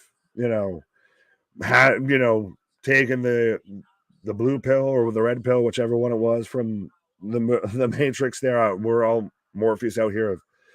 This is what's really going on versus what Tony lets you think is going on. It's all just high spots and a lot of people that are upset. Oh, and Sheamus interrupting Drew's promo here. Calling out Gunther. Well, yeah, I think that we're going to get that triple threat for the IC title belt. We're going to get that ultimate British strong style, that as much as it is a cool moment for, say, KO and Sami to have a WrestleMania moment, to have guys like Drew and Sheamus and even Gunther, or somebody like me, especially even when I was disenfranchised wrestling fan, I'll put it that way, or was even getting back into wrestling, that watched a lot of the European stuff, that seeing three big beefy boys like that are going to put on a banger of a match and can absolutely just go to town and lay everything in stiff pause. I had to enunciate that because of the pause. Drew saying, I don't have to ask Sheamus I don't have to ask you for permission. So we've got the Banger Bros imploding here, because Sheamus is out here saying, oh, you're going to do this behind my back? I'm paying for Revolution. I'm a mark. Hopefully I get a shock factor somewhere. Well, artists, you might. Well, if you tune in into us, I'll guarantee you get a shock factor. Pause. But also, I do think that we might get, look in my eyes, we might get maybe Chick Magnet, Chicago made Punk showing up. Triple threat. Schnitzel versus Haggis. Oh, lordy. Sheamus, Drew again. No, we're going to get Sheamus versus Drew versus Gunther. Hey! See, or artists, you might be halfway ahead of me, so I refresh my stuff. But yeah, we're getting LA Knight coming out right now. So I guess if him losing to, or oh no, the realization just hit me here. As much as I was hoping that maybe we would be getting LA Knight involved and we'd get a four-way match of, no, he's just going to eat a fucking Claymore and a bro kick and get just jobbed out here. That's really what it is because we've got Sheamus and Drew still going back and forth with each other, but we're going to get, I'd be all for a fatal four-way. I hope that's what we get. It's Brave to change Celtic Warriors workout segment. Oh, it's the Brave. Wait, what? I would be all for a fatal four-way, but like I said, I feel very much it's now we're getting the goddamn New Day. Oh, we might be getting a fatal four-way for this now, or were we just getting a hype video for a house show battle royal? Because at least we won't get, hopefully, LA Knight just eating a Claymore and a Sheamus, or God, Claymore and a bro kick. There we go. Nope, ladder match 6-way. Ooh, that's interesting. Well, then, do we get the people that were upset with Hobbs and the referees and all of that in AEW holding the titles? Do we get that going on with WWE when that probably potentially happens? I don't know about that. But we've right now got the New Day out here cutting a promo on LA Knight, who is out here cutting a promo on Sheamus and Drew, Sheamus was out here cutting a promo on Drew, and Drew is out here cutting a promo on Gunther, and it kind of has become, saw a frog in a log and, saw a toad in a hole and all of that shit. Money in the Bank for the IC title. That would be interesting. Interesting. New Day sucks. New Day sucks. And see, instantly, Kofi goes, "Oh, Karen Cross, what the? Okay, there we go.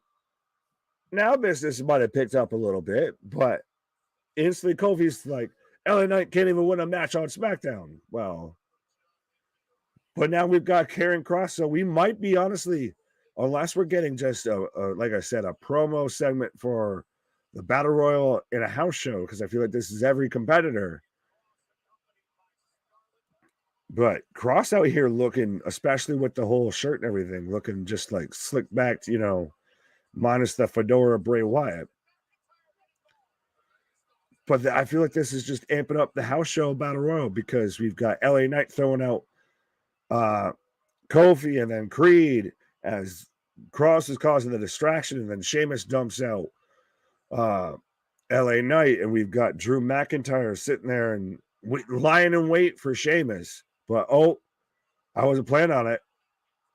And Drew with the tope claymore, I guess, over the top rope, the running senton, as Cross throws Sheamus into the ring post. So Cross standing tall, which, goddamn it, following the rules of wrestling booking, that means that you're not winning. Dude, shoe's missing. Who's missing a shoe, artist? I must be missing. Who's missing a shoe? I feel like I need to be, who throws a shoe? Karen Cross looks like a badass, yes, but unfortunately, when it comes to WWE booking, that means that you're going to end up taking the L here. But so the main event of tonight is Sami Zayn and Solo Sikoa. So that tells me we're getting Jay involved, I feel. But that 100% was just a promo or a little segment for the Battle Royal at the house show that we're not going to be able to see unless, you live in NYC. I didn't mean to rhyme, but I do it from time to time. But folks, we're now getting even them giving a hype package for NXT Roadblock, which I will remind you, on top of everything we got going on this weekend, on top of Monday Night Raw, we're in Boston, Massachusetts. And you can tell how that much, as a native New Yorker, that pained me to even say Boston, Massachusetts. But I will be here with Cliff, but 100%. Or on Monday, I'll be here with KJ. Pause. On Tuesday, I will be here with Piff, Cliff, Stradamus, all of that for NXT Roadblock. We're getting JC Jane versus Gigi Dolan. We're getting Grayson. We're getting HBK on the Waller effect. Do we get HBK coming out of retirement, or do we get a replacement, a stand-in for him? We've got they're doing their version of an AEW special show. So 100%, folks. Be a friend, tell a friend. This SmackDown is a better go-home show for Revolution than Dynamite was. I feel like most SmackDowns have been better shows than Dynamite was, regardless of go-home shows, unless that was a backhanded compliment. That was a good segment, makes the IC belt feel super important. It was a good segment if it was setting up for, say, a match next week on SmackDown, or say a WrestleMania, like I think it might have been JV even who pitched it, of Money in the Bank, IC title match, 6-way ladder match, something like that. It did make the IC title feel important, but it's all happening for a match that most of us can't see outside of we'll get some highlights and all that. Keyshawn just said, in New York. I can't do my Alicia Keys impression. Do we get McAfee commentary at Mania? I hope so, but if not, we've got you covered for your alternative commentary when it comes to anything and everything when it comes to pro wrestling, and especially upon all things when it comes to WrestleMania. So if you haven't done so already, tell everybody that you know this is the place you need to be for anything and everything. Because Christ, we got 2 shows on Saturday, and I'm still getting a video for Cyril Gahn versus John Jones, and I'm kind of tempted by it. I know that ESPN and UFC tend to ask a high dollar value for their pay-per-view price when it comes to watching the show. Same thing with AEW. So, I mean, but I still might be tempted. Anyways, how are you doing, sir? I'm doing well. Yeah, this man's not wrong. Saturday streams go like this. We hit go live, and we don't know when we're going to go unlive. So put it that way. Right? Like, I don't want to go unlive. Unlive. But no, we just hang around. It's going to be a good one. I'm looking forward to the GCW show. I'm looking forward to Wrestling Revolver stacked again. And then, yeah, John Jones gone. It's going to be a good one. Absolutely. Clean. Gone. Was Jones going to get his butt kicked by Cyril Gahn? I don't know. I mean, he could get shocked, man. I got a feeling.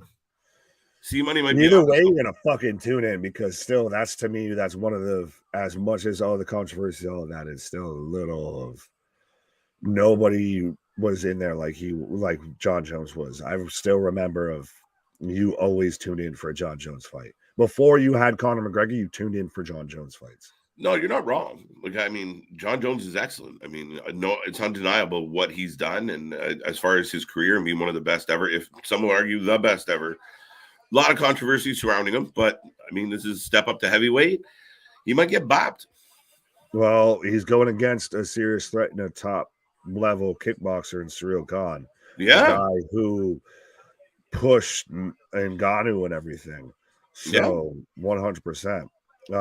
John Jones signed a multi-fight deal. He ain't losing. Oh, so Small Mark's already thinking it's going to be on the full kayfabe of. Right. He ain't going out. Earlier today, ladies got in a fight in the back. Tegan and Shayna, and Ronda's there selling nothing, and right. Who's there beside her? Natty. You better break it. Oh, it's terrible that female Jeff Hardy there, I guess, or Skittles, as some people have even halfway. Skittles would sit there and attack 2 raccoons like that. I did think that was funny last week when Ronda was like, "Who is she? Who is that?" She's coming out in a fucking brace and a sling and everything, but still, with their, I shouldn't be commenting on women's makeup, all of that, but for 2 women like this to come out with the ultra raccoon eyes, the Nightman cometh, for those who have watched Always Sunny, makeup and all of that, it's just like, what the fuck? Not a fan of the eye makeup, eh? The Hot Topic. Well, I think the Hot Topic Raiders can attest to that. Right? Here comes Natty. Yay. Boo earns. Who are you?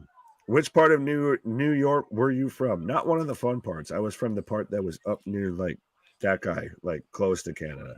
Not in Canada, but one of those, if you look at New York and you'd be like, that's Canada. There you go. Tanuki Run. Oh, God.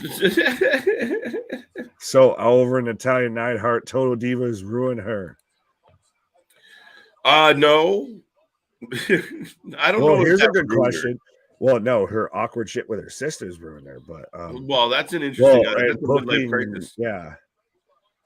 But why can't Shayna come out to her own music? Yeah, it was Shayna's in the match, but we came out to Ronda's music. And Tegan came out to Natty's. Natty, oh yeah, fuck. We only have time for 2. I appreciate it. Wow, you brave. What? Mark, you actually watched that. Oh, wait. Oh. I watched Total Divas. Get out of here. Shayna for the win. Anyone else got a prediction out there? Shayna for the win. Tegan. Shayna. Tegan, because we need to get there. Get where? Them at WrestleMania. They can't just clean stop their whole way through, I feel like. I think we're going to get potentially a multi-women tag match of... What about the rumor of this 6-woman tag match? Or is that going to pre-Mania? It might be no, it won't probably be pre-Mania. It'll probably be early Mania. But you'll get Tegan and Natalya, Ronda and Shayna, Damage Control, or Kai and Sky. And you'll get Trish. Well, no, you'll get Lita and Becky. Everybody forgets that Becky's on the fucking team. Maybe we'll get Trish. No, what I mean is people assume that Trish would be in a three-way, right? But maybe we get Trish versus Bayley on the show. Trish versus Bayley separately. Okay. Yeah. Interesting. I could see it. I could see that I'm going blind. Keyshawn McFoley. Oh, Shayna for the win. Tegan will have an injury. There you go. I want Shayna to win, right, Larry? Thank you. I'm in Long Island. Home MJF and Carmelo Hayes. And Tegan with the tap out, Shayna with the win. So, quick work, as it should be. Tegan gonna blow out her ACL again. No, don't wish that on anybody, buddy. Poor girl's had bad luck. 48 and 0. 48, 3 and 0. C Money is Jade Cargill. Shayna won. That she did, folks. So Shayna gets the win. I don't know what this means.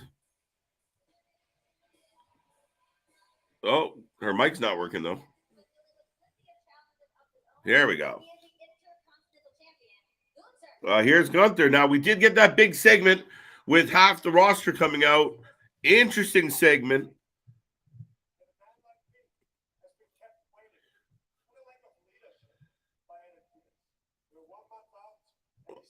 Gunther.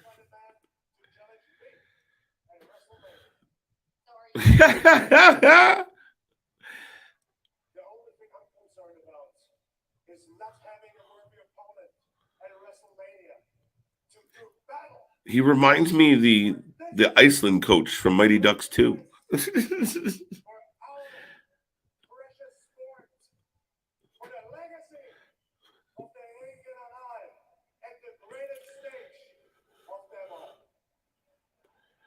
There we go. That was dope. What a promo by Gunther, by the way.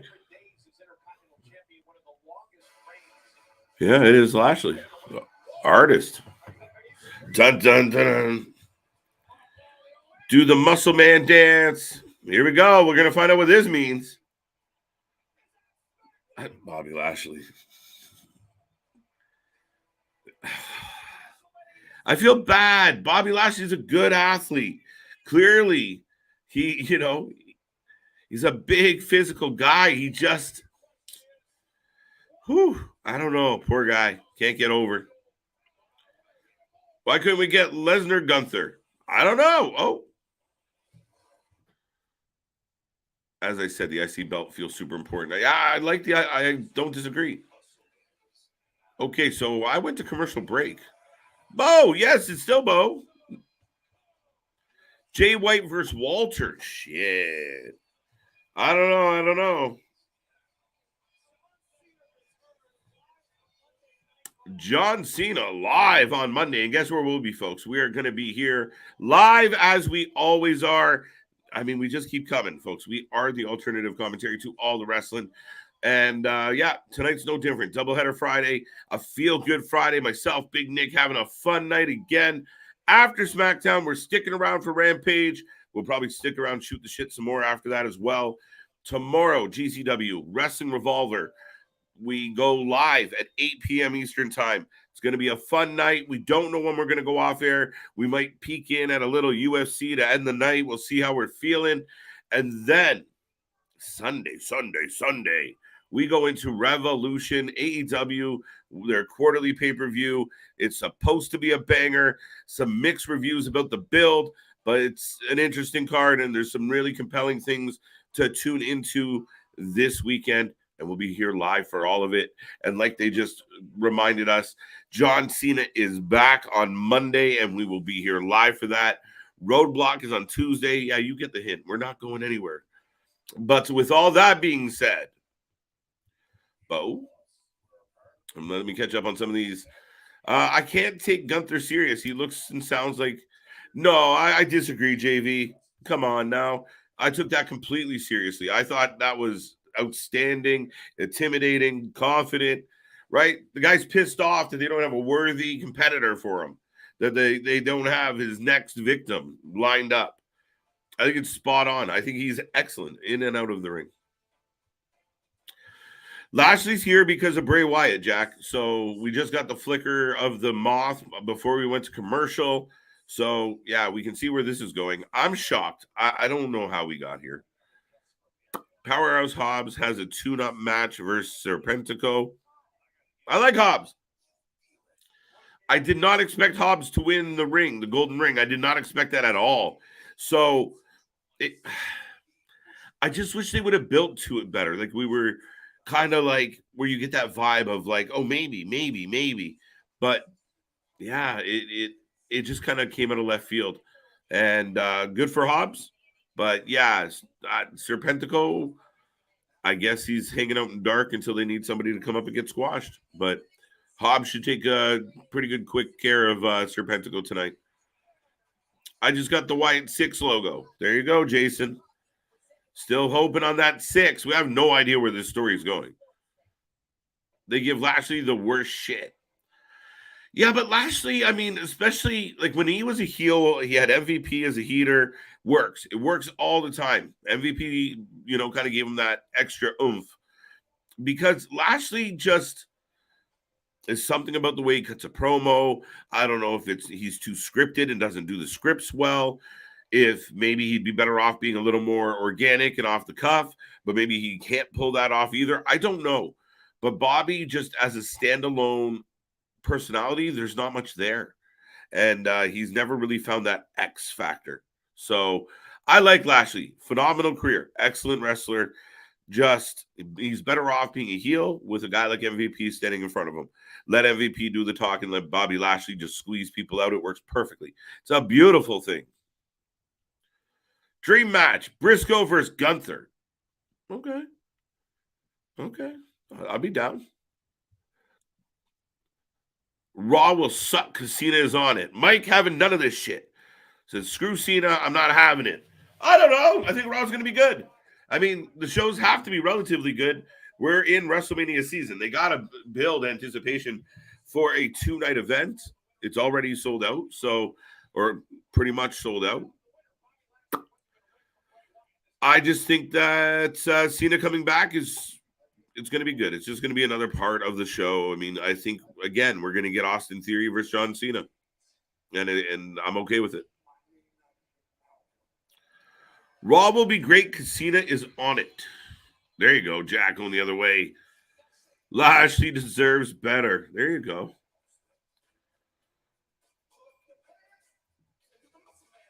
I don't get the Bray thing. Like, I don't get why we're like, it was described when he returned that like this was a rebirth, a moving forward. And it just feels like we looped back around. And I don't know how I feel about it. Oh, Bobby back to the fist pumps.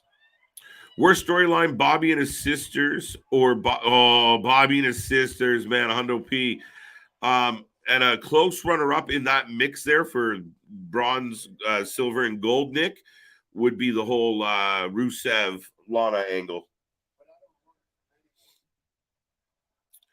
I'm excited to see Cody win the titles and see the belts defended more often and possibly switch hands. Roman will dominate, while dominant has been boring champ. Mark. Listen, I have to humbly disagree with you, sir. I think if you're a wrestling fan and you think Roman's been boring as champ for 900 days, I humbly or boldface. I don't either way. I disagree. He's been outstanding. I mean, he's been one of the most compelling, if not the most compelling story in all of wrestling. Nothing. Find me another storyline that we go, you know what, KJ?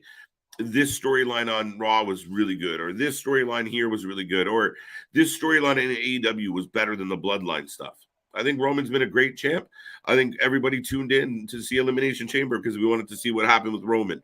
Everybody, we couldn't wait for Rumble. Rumble was what it was, but we were waiting for that main event because we wanted to see Roman, Sammy. Like, he's the biggest draw in all of wrestling, and you can't take that away from him. Right now, I got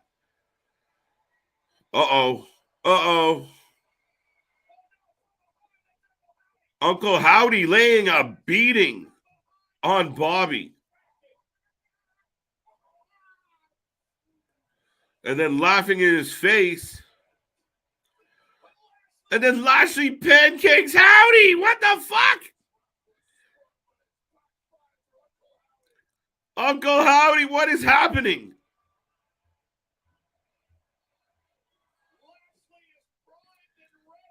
What? Yeah, okay.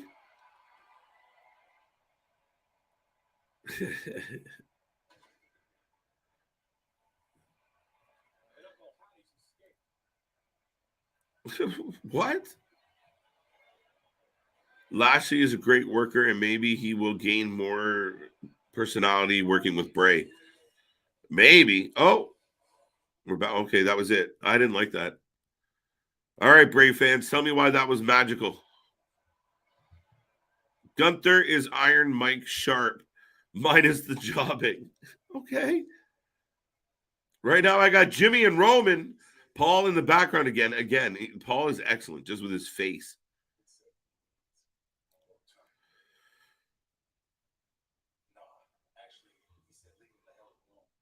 Wow. Jay said, leave me the hell alone. You think the Fatal 4-Way between Top Flight, BCC, Dark Order, Aussie Open, spot heavy tonight? Yeah, it's going to be spot heavy. It's going to be Dalmatian spot heavy. Like, are you kidding me? 101 all over that show tonight. It's a weird booking, but yeah, it will be spot heavy. I'm not going to hate against it. It should be a very enjoyable match. And I don't mind a random booking like this for Rampage. Not everything's got to be, it's Rampage. Give us some nonsense.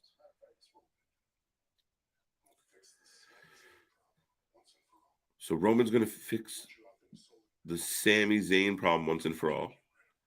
Jimmy is being told to join Solo tonight and get rid of Sami.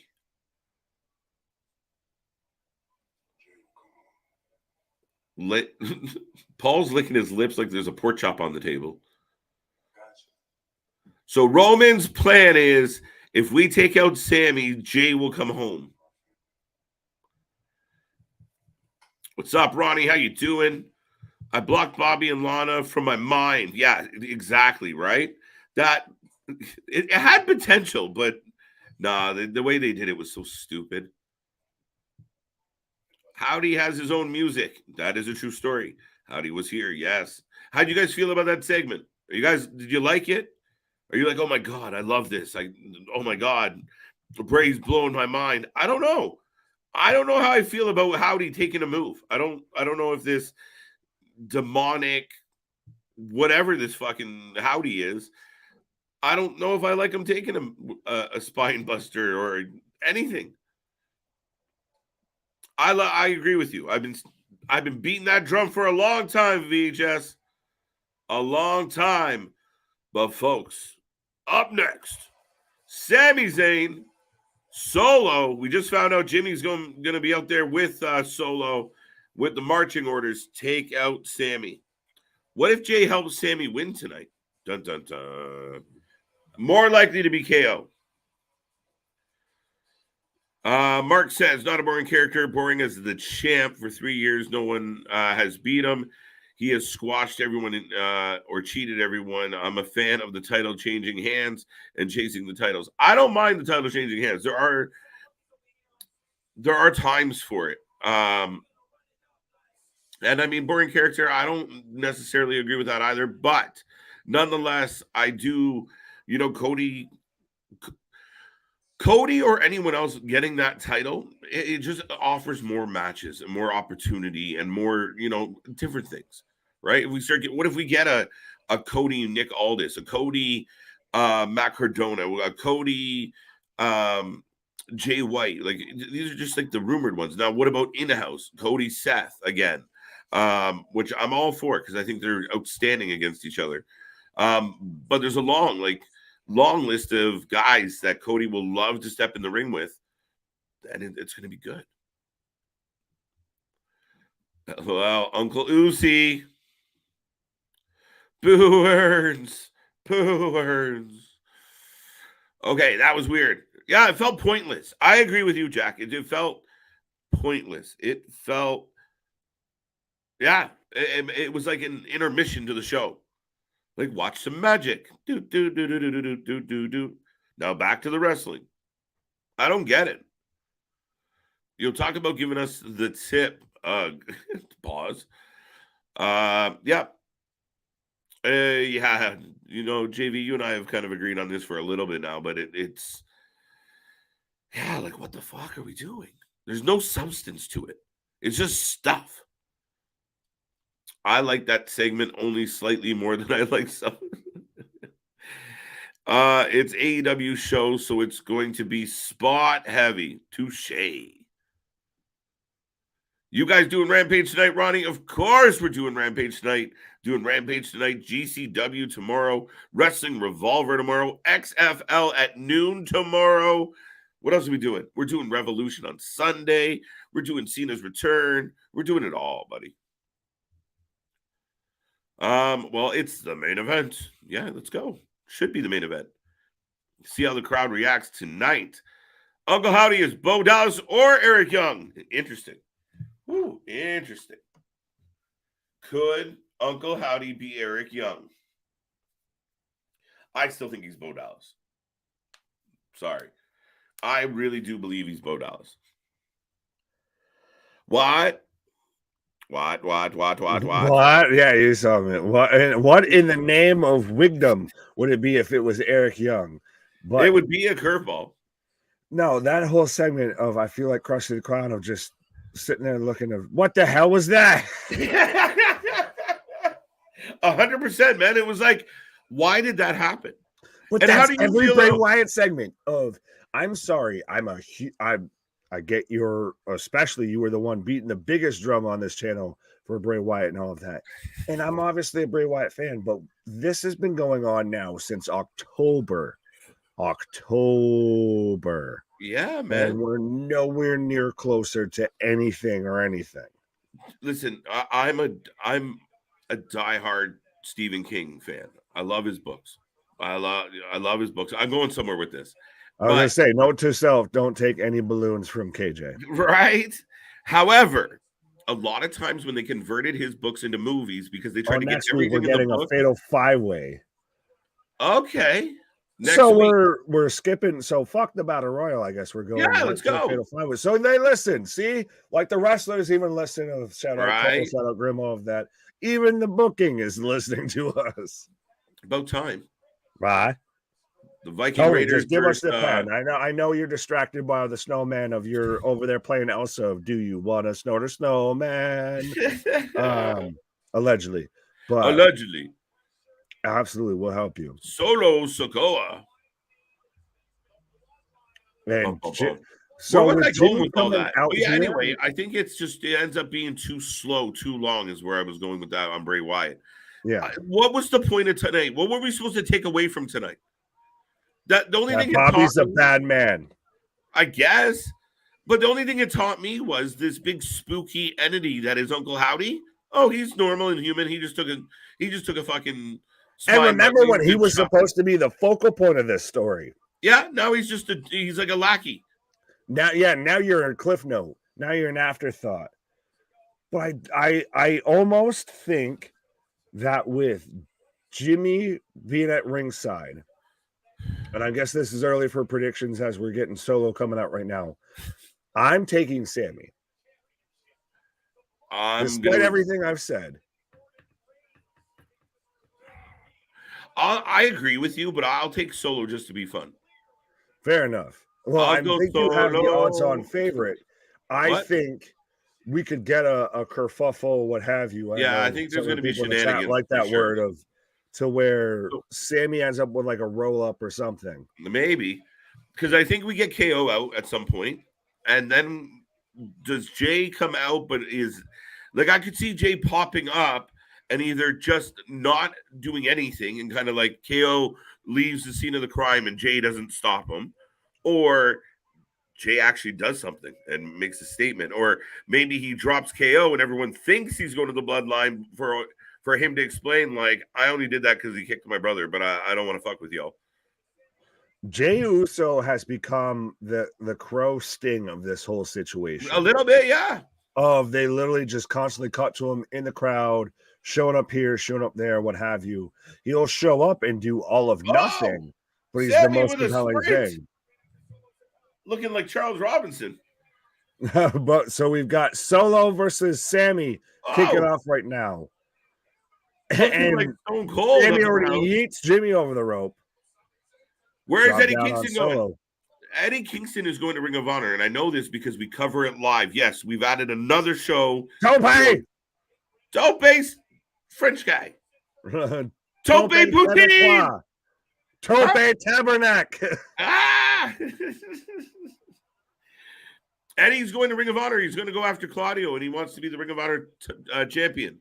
Well, Eddie had the whole comment too, to where he's like, when I went to the Ring of Honor locker room, I felt free. I didn't feel like anyone was really politicking anything. Like he went on a whole diatribe about it, and he's like, remember when AEW used to feel like that? Yeah.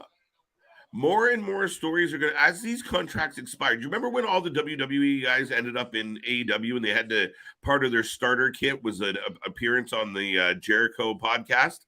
Yeah. And they all went over there and told Jericho, they all sat around and snickered about how shit WWE is and the creative process sucks and da-da-da-da. Yeah, I was wait till they all get out of AEW. And they just released me, and I don't know why. Right?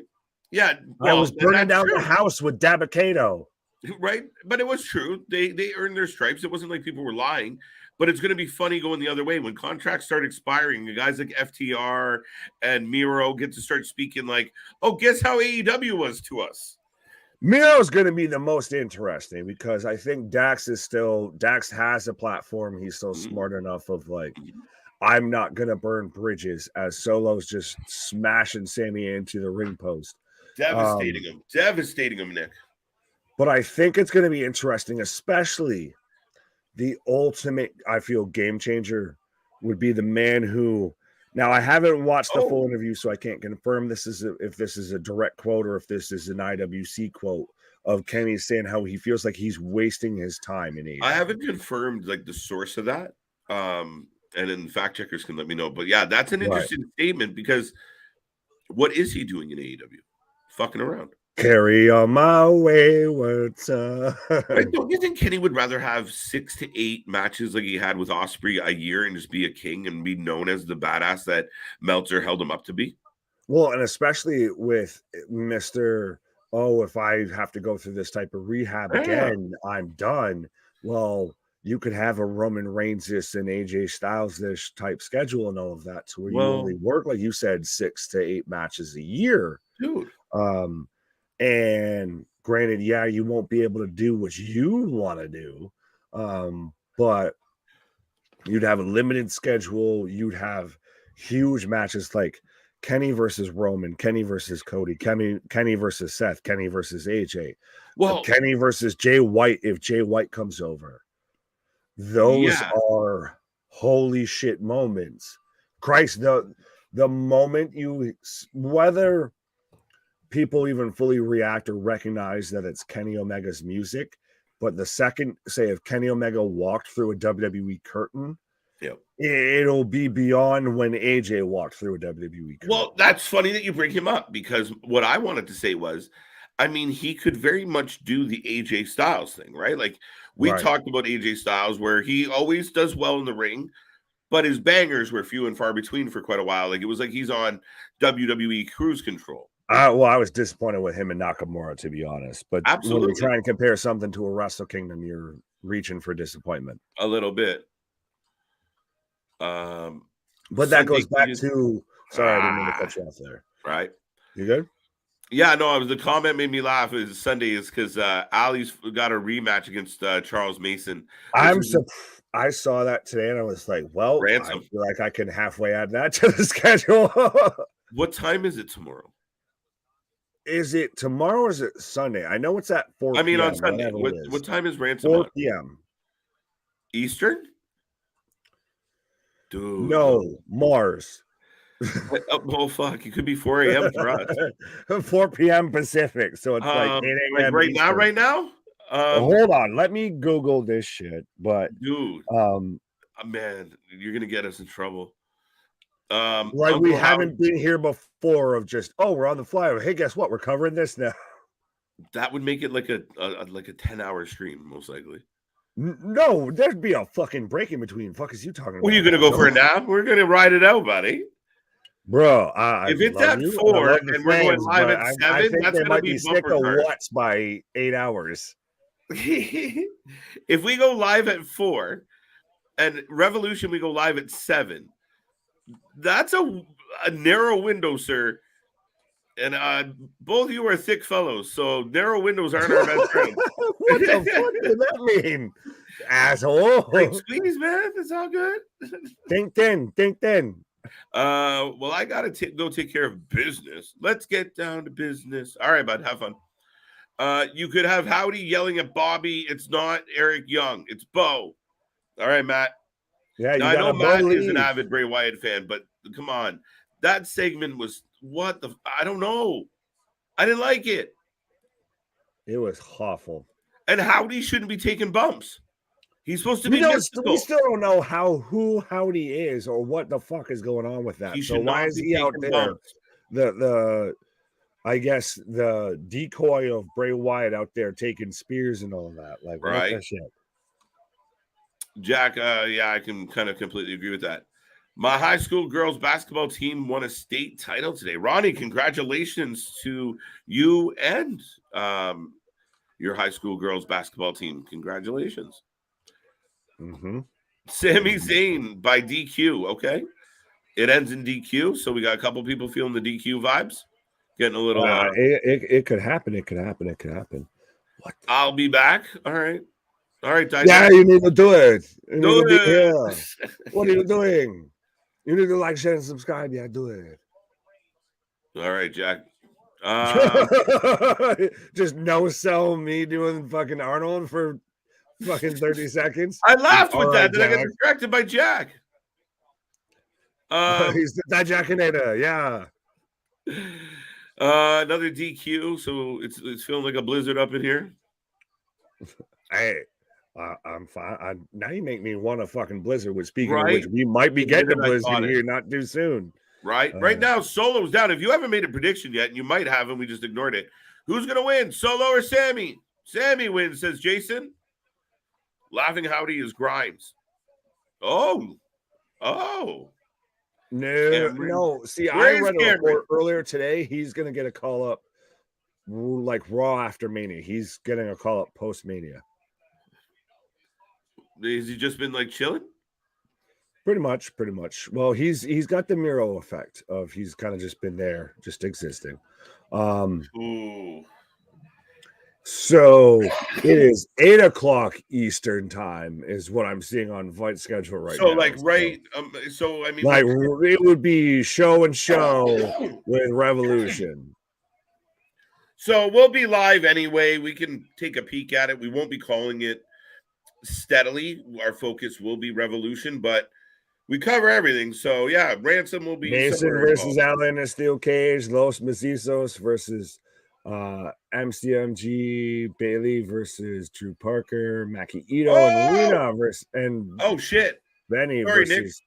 Go ahead. Jimmy pulled us. Oh wow, Solo just swallows Sami Zayn. Oh shit. Jimmy moves Solo out of the way of the haluva kick, and that's all she wrote. Wow. That was a little too easy for my. Well, I was gonna say we've still got some time, so this can't be the end here. Oh no, we're not done yet. Everybody keeps looking towards the stairwell. Is this where Cody Rhodes comes out to help Sammy to make people will help? It will help endorse Cody to the fans if he's helping Sammy. No, you have Jimmy and away. Solo off of what they're doing because right now Solo's getting a chair. KO would be not a bad shout either. Jay's gonna paint his face. By the way, Sammy's head hit the ring post 6 times. True or false? Moxley would have bled to death. Aggressive. You know what I mean. Inaccurate. Well, no, I shouldn't have said inaccurate. I was about to say not, but potentially accurate. Hey, they've horse collared the chair around Sammy's head as Solo setting up for. Yeah, somebody's coming. This isn't happening. Well, Jimmy says, "Hold up, I got this." Jimmy with the heel edge, eh? This might be a little bit of Jimmy's kind of breakout moment. Oh, but I like it. Sammy pops off this. Yeah, you guys took forever. Like, who's hello again? Here? Wow, Huluva. No. I find it very unlikely, but we'll get back there. Right now, Sammy's standing tall. Was everyone else busy tonight? But you do. Oh, and he goes to throw the chair at Solo, and Solo says, "Fuck off." Get out of here. To me, this fits into the fact that they still have about 4 weeks or so. They still have almost over a month to get through the build to Mania. So you don't want to give everything away out the gate here, I feel. Still not a great ending, though, but it's funny because nobody was really around. I mean, maybe we got a couple minutes still on the clock. Now, look, Roman's disappointed because we didn't end. Yeah, like Roman is summing up how we all feel right now by the ending. Mm-hmm. It's interesting, though, too. He's wearing a shirt that's just him and Paul, so we might get down to where it's just that. Speaking of, because they're talking about the bloodline crumbling within itself a little bit. And you talked about how it could be like the, training day of King Kong ain't got I like it. I really think that'd be cool. Right. But so what if you get down to it's just Roman and Heyman of, listen, my tribal chief and all of that. Or like Cody walks up and Heyman's in between Paul and Roman. And then Paul just steps out of the way and Cody steps forward. And you're like, oh, shit. Oh, if you do that, that's a face turn for Heyman, I feel a little bit. Or it's either a face turn for Heyman or a heel turn. Yeah. Were the other wrestlers not available tonight? What happened? I don't know, but Heyman's like back massaging Roman with his cell phone there, just a little tap, tap, tap, throwing in punches like he did on Heyman or on a KO. All probably while doing that. Well, folks, that is SmackDown. So like we do for all the shows, we take a rating out of 10. What do you got for SmackDown tonight out of 10? If you don't feel like, just you can tell us thumbs up or thumbs down. Give us a number. But give us a number. Give us your rating. And we are going to be clicking over to Rampage. We're not going to do anything fancy. We're just going to keep talking and Rampage will come up. Right. Yeah. Right. Yeah. So we got a couple ratings into the pile already. Here comes Jay. Welcome back, Samuel. Good to see you. Fatal 5-way next week. Yes. 7.5 out of 10. C Money's on a Goldberg run. 7.5 out of 10. Not bad. Okay, a little high for my taste. Still impressed with how they keep the bloodlines. It is intriguing. And again, I think this is where we get greedy as fans too a little bit, Nick, where not every show can be like this holy fuck mind-blowing moment. That's a little bit of the thing of one of those, like I was saying, of they do still have 4 weeks or so that they have to build towards WrestleMania. So you do have to have those more holy shit moments the closer you get. Right. And you assume at some point there's going to be a moment where the bloodline gets one up on Sammy, right? Sammy's been, Sammy and KO been playing hit and run right now. So we'll Jey see what Uso happens. is still the ultimate wild card to me in this whole situation. He becomes the X Factor. He really does. Right. And it would be really crazy and intriguing if he didn't do what we expect him to do. Like, I expect him just to eventually return to Roman. But if it doesn't go that way, what does this mean and how does it play out? I know I talked to a couple people about, Jey versus Roman at SummerSlam. Touche. One, and also technically you would get Solo defending the titles because he is an Uso. So yeah, they adopted the Uso rule for the titles. So we saw that happen last week. The Samoan rule. The Samoan rule. But yeah, folks, get your ratings in. Dale says 6. Nick, what about White Kong? What? I didn't catch the end of. Are people telling stories about me again? Oh, right. Oh, Revolution more than Dynamite did. SmackDown. Oh, okay, I got that one already. 7 out of 10. Well, I was about to say I did catch the end of Kong versus Godzilla before the start of Rampage, but there you go. Yeah, that's a whole different conversation. My God, I'll give it a 10 out of 10. You must be talking about us because you ain't talking about that. Yeah, you're definitely talking about us, buddy. United Empire kicking off Dynamite. Shitty booking, and we don't know what to do. And that's where you can't tell me that's not what this is. You have a team like United Empire, and we barely fucking advertise them. We're throwing them on. Granted, mind you, according to the Dave Meltzer Pro Wrestling Observer, the third best, and don't mind, going on. Well, I think third best. Well, oh, you're going there. Okay. Wrestling or weekly wrestling show. And we've got Aussie Open, we've got Blackpool Combat Club of Claudio and Yuta, we've got the Dork Order, we've got Top Flight, Fatal 4-Way for a who gives a shit match. Well, I mean, that's what I said. I don't mind them booking matches like this on a Rampage. Now, it'd be great if it was a Ring of Honor. Listen, I completely agree. Like, the Ring of Honor show was really fucking good, Nick. And anybody out there that didn't see Ring of Honor, we do cover it here live on Thursdays now, 7 p.m. Plug. Bye. We'll slide the plug in there.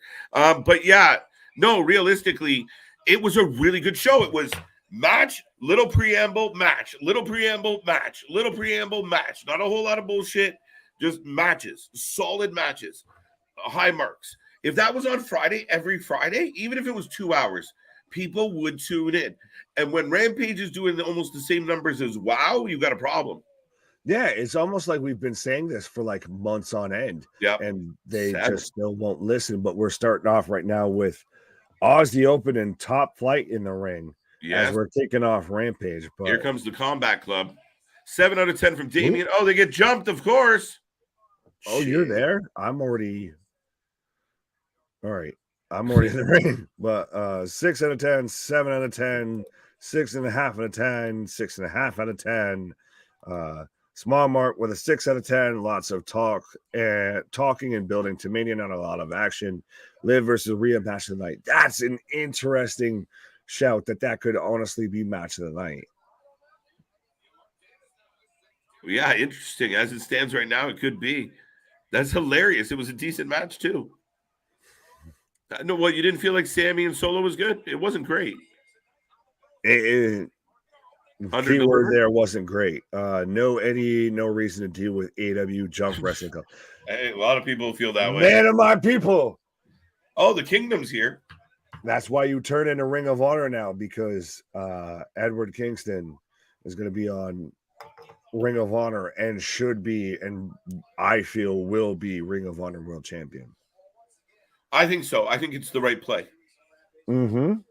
Send Claudio back to AEW and let Eddie Kingston run. People were saying oh, Eddie quit, I was halfway joking with people like, good, so then WWE can hire him and they can actually fucking book him right. Yeah, I don't know if they would have though. I don't think he could work in that system, and I say that respectfully. In that environment, yeah. Eddie's kind of got to do what He's Eddie's edgy. got to do, of very much a little bit like hi. It depends how much rope they could give him. Got to do what? It depends how much rope they could give him, and I have no doubt that he could be a professional. I just don't know if he could thrive without being as raw as he needs to be. Yeah, it's WWE. It's more of WWE doesn't have that edge right now, especially if they're trying to sell. They're not gonna push that edgy, version for it. Right. Can you guys come over and watch Rampage for me? Well, no, we are. You just have to tune into us, and we're watching Rampage. We're the sacrificial lamb here watching Rampage. We are watching Rampage with you. We are the wrestling fans you can't find anywhere else. Why? Fans, friends. I meant to say friends, but fans too. Fans of friends. BCC for the win. Fair enough. So, should they change their name, being that William Regal's no longer there and he was the connection to Blackpool? Or so is the assumption the MCC, the Moxley Combat Club? Yeah, I think so. The CCC, the Claudio Combat Club. How about the OVER? Like just over, done. Goodbye. Just RIP. Yeah, RIP. Hey guys, I like the Cody Roman promo. Roman taking shots at Cody was great. Riley, I agree, and I think you agree with me, Nick, that Roman got the best of that battle. Absolutely. Well, Riley, first off, shout out, been a hot minute. But yeah, that was. Regardless of match of the night, what have you, that was probably ridiculous promo segment, what have you, of the night. That was what you tuned into, and they gave it to you right out of the gate versus building to it. If you ended the show, would it have been different if you ended the show with Cody and Roman? No, I understand why. Really? I understand why they did it the way they did it. If you flipped that and Solo and Jimmy, nah, I think because I just think because Sammy's so hot to let him main event, even if the match was meh, and then Sammy ends up leaving kind of over, so you kind of send the fans home a little happier than just a talking point. Plus, you get that visual of Roman in the back, disappointed, and the bloodlines of imploding people. Yeah, I still think if you could have left to where even when Roman was leaving Cody, he would smirk and then he'd come back and he all stone face of, oh shit, I got to deal with some shit. And turn back and he'd be smiling of like, you ain't shit. And then it's like, motherfucker. So I could have seen it potentially working reverse, but I do get what you're saying. Absolutely. Cool guys. Cool. All right. No, dude, I'm sorry. I kind of got the giggles halfway through this. I don't know if it's the vitamins or just the Feel Good Friday, but watching Johnny Hungy throw punches at Cesaro looked outstandingly ridiculous. It looked like I hit him like this, and then like this, and then. Did you ever see a kid throw a temper tantrum like in the grocery store and like attack their parent, and they're just wailing, throwing that like Lisa and Barta, I'm gonna just start swinging my arms like this, and if you get hit, that's on you, and I'm gonna just start doing this, and if you get hit, that's on you. But Cesaro's so much bigger, you just expect Cesaro to like grab him by the head and hold him at distance. Well, minus the beard, he just kind of looks like the evolved form, like the evolved form of Johnny Hungy there. Oh, is anyone interested in 2K23? Well, if you got the pre-order, if you got 2K22, and you've got the creator wrestlers and all of that and everything, you can watch that on Revolution when we're getting Jay Lethal versus Jeff Jarrett versus the Gun Club versus the Acclaimed versus Danhausen and OC, because that's just universe mode, just left unfiltered. Of just what the fuck happened here. That can't be the four best. I left you, Tony, for 5 minutes, and this is what you booked. He's been. I really think like it's funny because I think he really has become like the Vince McMahon of I'm gonna book what I want to book, and I don't care what anyone thinks. Yeah, but Vince at least liked wrestling. Tony just has wrestling friends. Fair enough. Tell me I'm wrong. Like, You're I not. don't know if Tony watches wrestling. I think he just has friends who do wrestling. Right, kind of. Don't care club. Fair enough, John. I'm with you on that. They botched that altogether, and it slowed down Brian's progression. Oh, big time. Is Jericho on commentary? Every Friday, buddy. You get Jericho all the time, twice a week. This is why I just talk as much as I can on Fridays and why we're the alternative commentary, because I don't want to listen to Chris Jericho on his podcast. I will not listen to you, Jericho, on your podcast, on Spotify, on AEW, on Dynamite, on commentary, in the ring, on a promo. I will not listen to you, Jericho. Even if you sing. Right. I will not listen to if you sing. Sam I am. Right? Fucking hell. No, the thing, we get a whole lot of Jericho, and Jericho is Tony Khan's best buddy, and the proof is in the booking. And then you know what? They really should split up their like right now it's Rampage, and you got 4 people on the fucking table. Why? Just hire us too. We'll be good. Plenty fine. Plenty fine. We'll just do it for some vitamins. You should trade us some fine. Well, you know, I know you gotta connect, Tony. God damn it! Why is this so powdery? Right. I've never seen powdered. Why is it sparkling? Why is it sparkling? There was a storyline thread throughout the show having Sammy. Yeah, I agree. I don't mind the Sammy going last. Fair enough. I guess I'll agree to disagree. I'll agree to disagree. Well, that's what we do here. We agree to disagree, but we have a goddamn good time while we're doing it. What time is GCW on Sunday? My time, 7 p.m. That's 8 p.m. our time, I guess. I bought you guys KJ. Nick. We're not.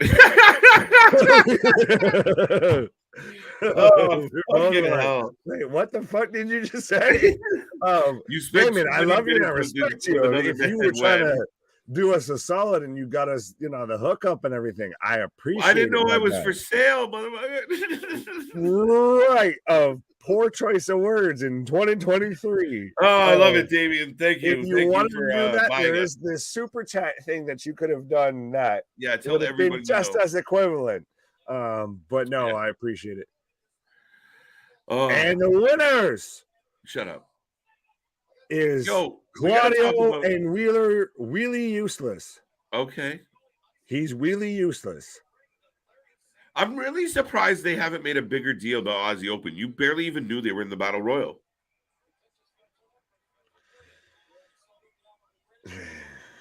Well. Oh, they killed each other. What the fuck? Friendly fire. Aussie Open destroyed each other. Well, one destroyed the other.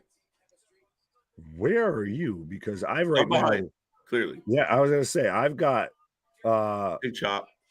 Claudio. So this is setting the groundwork for Moxley versus Hangman, because we've got BCC going after the Dark Order right now. Shit. Sorry, I'm getting just I'm a little behind, but I'm getting all the tandem offense. It's actually really pretty. You're not kind of behind. I have to refresh the shit. All right. You're like, I'm getting a video package for Moxley Hangman, like I was talking about. We just came out the other side of the commercial, KJ. To where it's going to be interesting, because I feel like we could be setting up to, and I've heard people speculate this may not be the end of Moxley and Hangman, and we might get a blood and guts match, and we might get BCC versus Dark Order and Hangman. Well, what if they did? That'd be interesting if they did a straight up one-on-one blood and guts match. Would you go for it? Don't let Moxie have that much room. Like, he's already got a Texas death match. Like, you don't need to give that man everything. Did either one of us give a rating on SmackDown? No. Oh wow, that's funny as hell. We gave it we're watching Rampage right now. Yeah, we've taken. I give it we've moved on out of 10. Oh, that was aggressive. I'll give it a. You only missed a moment out of 10. I mean, for me, it was like a 6.5, maybe a 7 on a strong side, but yeah, it was okay. The ending was a little soft. Some of the matches were a little soft. I like the IC angle. I didn't like the brace stuff. Liv and Rhea might have been the best match, like we said. I can't think, Solo and Sammy just was too easy, too simple. Roman and Cody was the best moment of the night, regardless that was of really match, good. anything. Yeah. I agree with you, man. It was really good too. I really liked the promo, and I felt like, okay, this gets me a little excited about this matchup going into. But see, that's my question on the whole thing is, granted, we are in commercial again, but that's more of why I was saying about switching up the card, because that was the best thing of the night, and you gave it here, have that out of the gate, and then you don't have to pay attention to anything else. I think their thought process or their hope is at this point, like, people would stick around. And I mean, we can check out if it worked or not, but hoping that, people tune in for Cody and Roman and stay for Sammy. Now, I think that would be their hope. Fair enough. Now, did they pull it off? I don't know. Well, I'm gonna run through some of these comments of Nick. You mean never again? Again. Well, yeah. I'm master of 1,001 catchphrases. Catchphrase number 1. What? Catchphrase number 2. Man of 1,000 gimmicks. Catchphrase number 5,755. What? Armbar. Ooh. Why you need 4 commentators? It's ridiculous. You need 2 or 3 at most. Well, AW, realistically, you just kind of need us to. There you go. So, but you got 4 people. You have 2 of the people consistently screaming, like yelling at what's happening. That's Excalibur and Jericho. Consistently. Now, I know Jericho listens to his critics, because if you remember when Jericho first started doing commentary and he sounded like he was fucking trying to pull off fucking a Fozzy concert on commentary. Did you really say Chris Jericho listens to his critics? Because if he did, this man would have hung him up a fucking while ago. He even would have got lipo because of it. Come on now. He would have hung him up a little while ago. Well, if he listened to his actual critics. Just saying. Isn't Keith Lee teaming up with? Yes, he is. In the most awkward tag team I think I've ever seen in AEW. Hey. Matthew, no. It goes with Keith Lee's new gimmick of being an older gentleman. He's hanging out with Dusty Rhodes. Yeah, right? All of a sudden he just shows up, and now he's got the salt and pepper of this man can't get a just for men or none of that. Some of us go a little gray young, man. It just happens. I don't think he went gray young. I think he just went gray and just never fucking covered it up. But then no, he's out there in the weird outfit and everything. He's out there looking like black fucking Mordecai and all that. Or, the anti-Undertaker with the whole like gospel outfit and shit. Like, what the fuck? This one's for you. Catchphrase 7,299. Kumquat. Pause. That's 7,300. Yeah. Pause. Catchphrase 672. Moist. Right. Move number 1,004. Arm winger. It's getting off rails. What other ones do we got, folks? There you go. Give us more catchphrases for a minute. The man of 1,000 gimmicks. What gimmicks do we got here? Catchphrases. What do we got? How many? On the spot. Keith Lee applies for. Yeah, when he tagged with Dustin, it came with an AARP card. Question, just because it's in my face. How do you feel about Chris Jericho, Ricky Starks? Are you excited at all? Is anyone out there excited for this? All right, so if you watch us on Dynamite, I'm gonna just say SMFD to save myself getting in trouble And that's how you get by the census and all of that. Of I could give a rat's ass about Chris Jericho versus Ricky Starks, and much like how I'm getting a Jungle Boy video package backstage, well, in the dark, better than Bray Wyatt. If I could give a rat's ass about that match either. A lot of these matches are feuds I feel that should have died a while ago. Doesn't That's the problem? Yeah, and I find it like I think what happens at times is like, okay, so Christian gets hurt. By the way, Luchasaurus is coming back without a mask, and he's going to cause Jungle Boy the match. You heard it here first. Does he come back with the towel like Kane and the shackles and everything since he's Kanosaurus? They wheel him out like him. All of a sudden, he's got a bald head for no fucking yeah, right. reason. Weird. He takes the mask off, and it was all that hair was just the mask the whole time.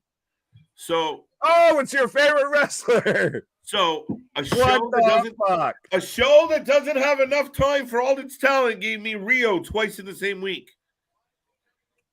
She just floated in because she weighs enough that she could literally float in.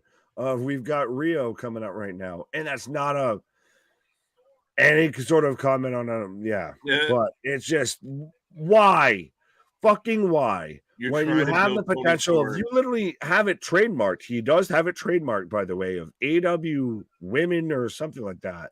We had a whole pink. Yeah. He was planning to do a whole AW women's show. That would be better. We've got Emi Sakura versus Rio right now. What in the name of AEW Dark is happening? And are you sure we didn't switch over to Dark or Dark Elevation since we're talking about Paul White and Mark Henry and all of that on commentary? And it's no disrespect to the performers. It's literally, yes, it is. I'll let you have your moment then. Listen. Maybe it isn't any disrespect, but again, I take an issue as a fan when I know there's better talent on your roster not being used. That's my issue. I have no interest in these two ladies, and I know some crazy fans out there are going to be like, "Oh, come on, KJ, they are this and that." Look, they're apartment wrestlers. Like, I don't care. It's, like we say, it's Kenny Omega's little fantasy booking. Yoshi Wrestling Fan Club. Yeah, man, put them somewhere else. Put them on Dark. But this is not like, put them in Ring of Honor, for fuck's sake. Rio beat fucking Toni Storm, a young lady that you're trying to get over as, a bright future in your company. She lost to 80-pound Rio. Come on. It's, to me, well, to piggyback on what you said there, if they haven't done anything worthwhile building this up, anything of this is literally, unless you're a Smart Mark wrestling fan, or unless you watch Dark Elevation, you're tapped in as hard as you can into the AW pipeline, this is just a match for you. Yeah. This is not anything. This has no relevance going forward. This is not progressing any storyline. This is just, they exist, so here's a match. Yeah, I guess. And I'm okay with that on Rampage more than I am with Dynamite. But again, when I hear Tony consistently say, we have all this talent and I don't know where to put it, we'll put it in the Riho Emi Sakura spot. He does, just up there. No, you can't say that. That's not true. I didn't say it. No, what are you talking about? I didn't say anything. Allegedly. No, I didn't say anything. I just said he puts it up there. That's all I said. Oh, my bad. Right, yeah. Repetitive. Yeah, no. I just had an itch. I had an itch. It's winter. I had the sniffles. So I think Rio wins the match, by the way, which is disappointing for everybody. I'm gonna take Sakamura. Pause. Stop saying that to people on here, Nick.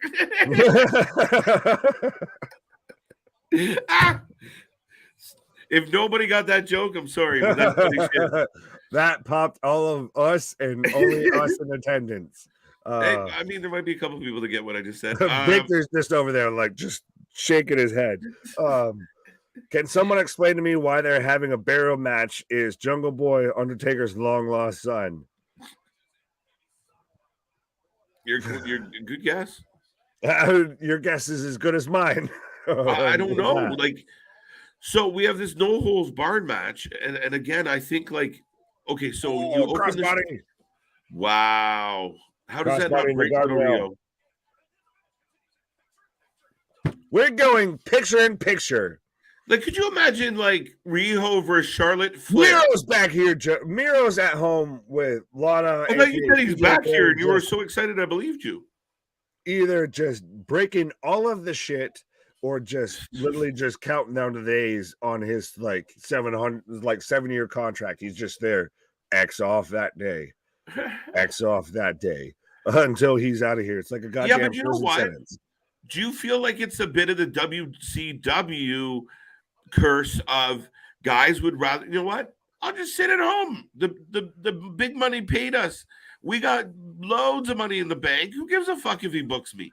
I'll hang around with my hot wife and mind my own business, and fuck it. I don't care. Well, I think it's a mix of that, but also I think they literally trying to put myself into the mind of Tony Khan, and I know that's a dangerous place. It looks like a fucking snow globe with all the snow fucking shaking around and everything like that in there. But I think that it might be a little column A, column B of literally he just can't book them. Of he legitimately has. I can't fit you on my show because I've got to get. Well, Kenny said that if I don't put Rio versus Migo Satomura on fucking Rampage before Revolution, then he's gonna sign with WWE when his contract's up in November. So I have to do what he says. Tony books this shit like he's a man held at fucking gunpoint. You think it's like, yeah, no, yeah, I guess that's a good way to put it. I see the defense has a strong argument there. No, I was just like, I mean, is it really like he's at gunpoint? Because I feel like he's having a lovely old time. Like, well, does he know? He's like Macaulay Culkin, like when he too. woke up and realized no one was there, and he goes running around the house all excited. That's what Tony Khan's been doing at AEW. AEW's subtitle is just Stockholm Syndrome of he just doesn't know anything better when it comes to wrestling. So he's just like, well, this is what we do with wrestling. He's got enough people that sit in rooms and tell him he's a genius and congratulate him all the time. He has Meltzer telling him he's Booker of the Year, or at least his fans telling him he's Book of the Year. It's like you said, it is like Stockholm Syndrome. He's believing the world around him. Well, C-Money brings up Commander was in the ladder match on Wednesday. He's not even signed. Well, he was there because who gives a shito del Vikingo, number 1, 2, or 3 at least in the PWI 500 was supposed to be in that match. He's outstanding. I think he's on Holy Smokes. You're gonna make me check that right now, aren't you? I think he is. I think he's really talented, man. Dave Melton. I'm not saying he's not talented. I'm just. I like that. I haven't heard that before. Dave melted cheese. Right. Now you're making me fucking hungry with my vitamins. Vitamins, folks. You can't start mentioning food and everything like that when I'm here talking wrestling. Right. Some of them aren't champs. I'm guessing someone like Miro has a fat contract to sit at home. Exactly. It becomes the, whole situation like when WWE bought WCW and guys like Hogan and Nash and Goldberg and they guaranteed money and sat home. Guaranteed money. I don't need to show up at work. I get paid either way. So do we get the name on the contract does say Hunter, but Rio, little Miro. Rio is fighting back. Little Miro that could. In the softest looking forearms I've ever seen. Horrible top toe drag. Help me speak. Vitamins. Words. You speak the truth on Rio. Oh, he is on. Hijo del Vikingo is on Holy Smoke. So we'll be seeing him versus Alex Zane tomorrow night. That's going to be a crazy match, bro. Vikingo is excellent. The guy's innovative as shit. You're going to be his number one cheerleader then. It's going to be a good one. We've got Drew Parker versus John Wayne Murdoch. We've got Jordan Oliver, the winner of the J Cup, by the way, versus Alex Coughlin. That's going to be a good match as well. We've got, the other half of, I know you're, obviously the Alley fanboy, but we've got Effie versus the Effie Slade. fanboy. Huh? Wait, what? What? Nothing. Or no, Alley. That's what I said. I said Effie. I know what you said. Oh, this match is trash. Amen. Oh, that's aggressive. What other matches you got?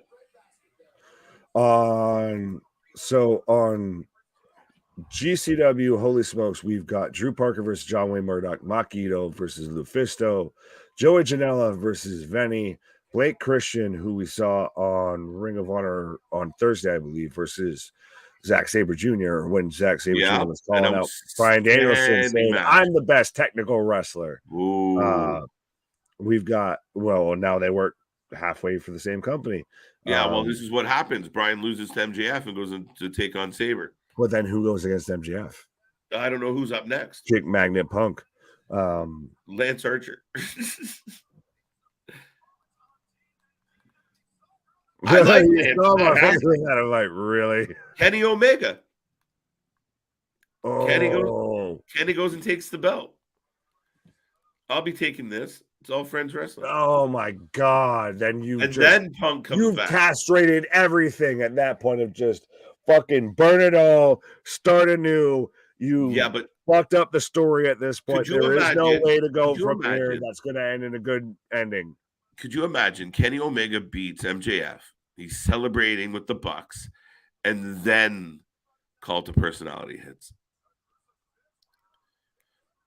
I'll be so confused because on one hand, once you said that Kenny beats MJF, he's sitting there celebrating with the Bucks and everything. I was like, well, I need a bucket beside me here. I might be taking a pause there, but then as soon as you said Cult of Personality hits, I'm like, oh, but you could have done that with him versus MJF, and it would have been better. But it makes it work of emotion. It's interesting. Yeah. If Punk comes back at Revolution or comes back at any point, like he said on Twitter, people will watch. He's already proven that. No matter where he lands, he will uptick the rating. That's just the way it is. And Riho, the butterfly, lands on the butterfly. Oh my God. On Sakamura there for the 3 count. So Rio picks up the win. Does she weigh more than a butterfly? Yeah, dude. She 80 pounds with 2 bricks in her shoes. I was gonna say I can say this, I guess, on one hand because I'm big guy, but yeah, well, big dick, but still, goddamn woman, like bird. Sorry. I was enjoying that. You can tell the vitamins are feeling good on a Friday. Cole be next. I like Kenny's thinking here. Cole will be next for MGF. But MGF can't lose super quick, though. That's the thing. If I could halfway see you do Cole versus MJF around WrestleMania weekend if that's your probably best story you could do to counter Roman Cody. But Cole comes back and loses? Or does MJF come, is there after his whole little run after he got the title and then he loses? Like, you almost, again, you need to keep them polar opposite for a little bit. Yeah, man. Kenny thinks Cole as well. That's not bad. I just like it's good booking, but I mean, in a fantasy world, you have if Punk was an option, that would work really cool. I don't know. People think that Bryan's going to win it. Who? People. You know people. Well, speaking of peoples, I have Hobbs right now carrying around his Sonic Golden Ring, so he hasn't landed on a spike yet. He hasn't lost all his rings yet. Right. But he's taking on White Scripps. I can't remember his name, but he's the jobber of the Jobbers on Dark. So you're really going to do that. All right. Fair enough. But I have Hobbs versus Serpentico. There we go. I remember the names right now. Going on right now, and it's literally just been spine buster of. I guess the real question is, do we see Hobbs versus Samoa Joe, or do we see Hobbs versus Wardlow? And do we see Wardlow versus Samoa Joe? Like, who wins that one? I think Wardlow wins versus Samoa Joe, and I think we get to a Hobbs versus Wardlow feud. And Samoa Joe just stays more towards Ring of Honor. Maybe we even build towards. Could you imagine an Eddie Kingston versus Samoa Joe feud for the Ring of Honor World title? Shut up and take my money. I will be here watching weekly everything with Ring of Honor. If I will interrupt Luna and KJ on Thursdays. But I think that we get Hobbs versus Wardlow because Wardlow's initial reign didn't go the way it should have. And I know, hi. What was that? Oh, the bladder called. I'm sorry. Oh, yeah, I was going to say, you alive? Well, you just, hi. And you just like, hi. Go ahead. I didn't want to interrupt. You're good. You were doing your thing, bro. Sometimes I shouldn't do my thing, as we've seen. Enough about your thing. Let's move on. Pause. Jack Black. Jinx. Serpentico for the win. What? That's not going to happen. That didn't happen. Not even a little bit. Why the Cheerio? No, it's the Sonic the Hedgehog ring. Where is our buddy Sonic that comes to the chat? We found his ring. Fucking Mario. Yeah, that was like, wait a minute. That's when he got the star. Well, we already had CJ with cut the shitta. Now we've got Takeshita with take a shitta. Couldn't they come up with something better than the big golden donut?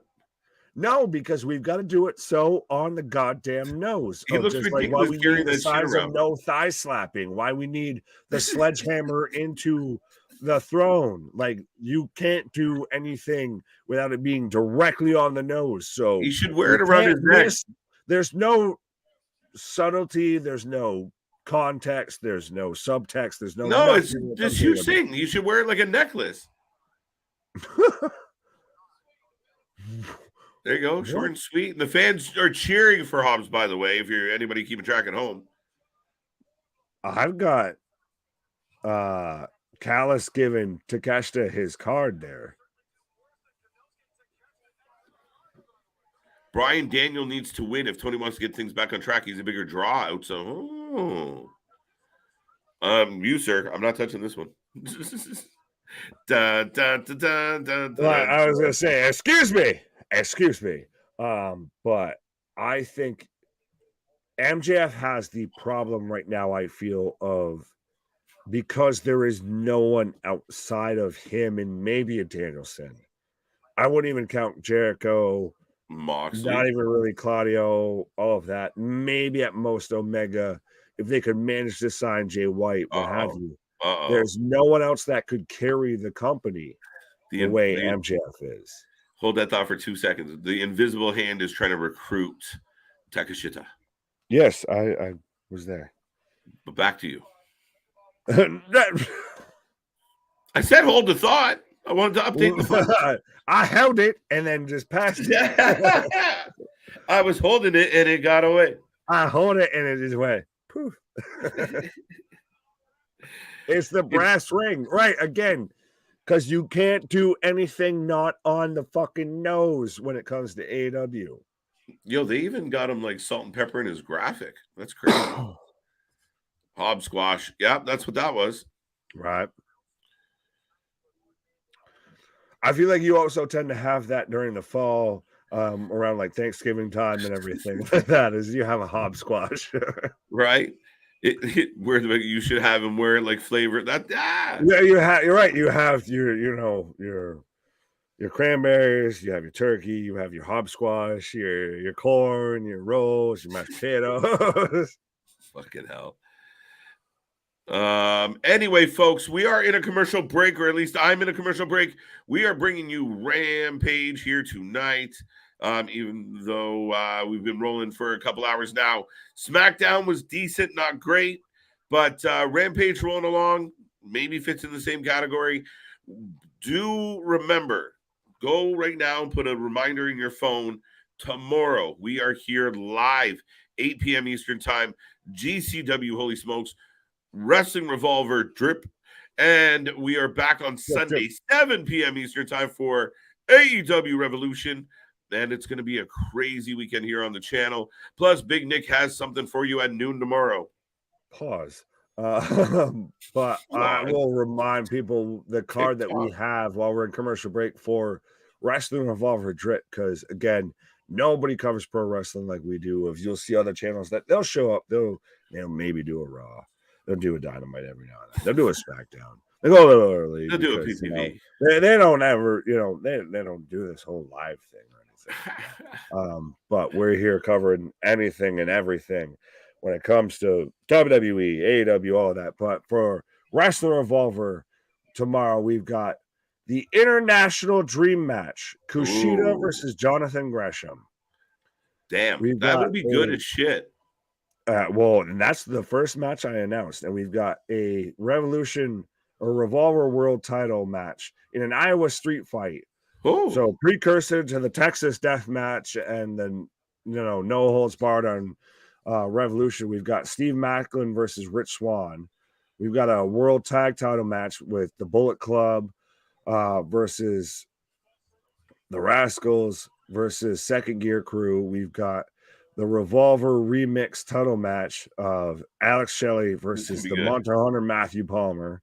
Yeah. We've got a first time ever Johnny Revolver, formerly known as Johnny Morrison, Johnny Drip Drip, Johnny Nitro, Johnny Blackpool, whatever the fuck, and any order. Johnny everything, man. Yeah, Johnny, insert name here. Versus Ninja Mac. We've got a no DQ trios match of the Death Dolls, so I know you're going to be paying attention. Versus the Unit. Shit. We've got a CML World Historic Welterweight title match. Rocky Romero versus Jake Chris versus Lindsay Dorado. So I can never say his name properly, which is shocker. Lucha. Yeah, you can't say a name properly. No. I'm amazed you can say your name properly. But that's why it's only 2 letters. I just gotta do this, and I'm good. Every once in a while, I tell people I'm just kidding, but I figure it out. But we've got a first time ever Dan the Dad versus Dirty Dango. So, there you go, a Dirty Dad match.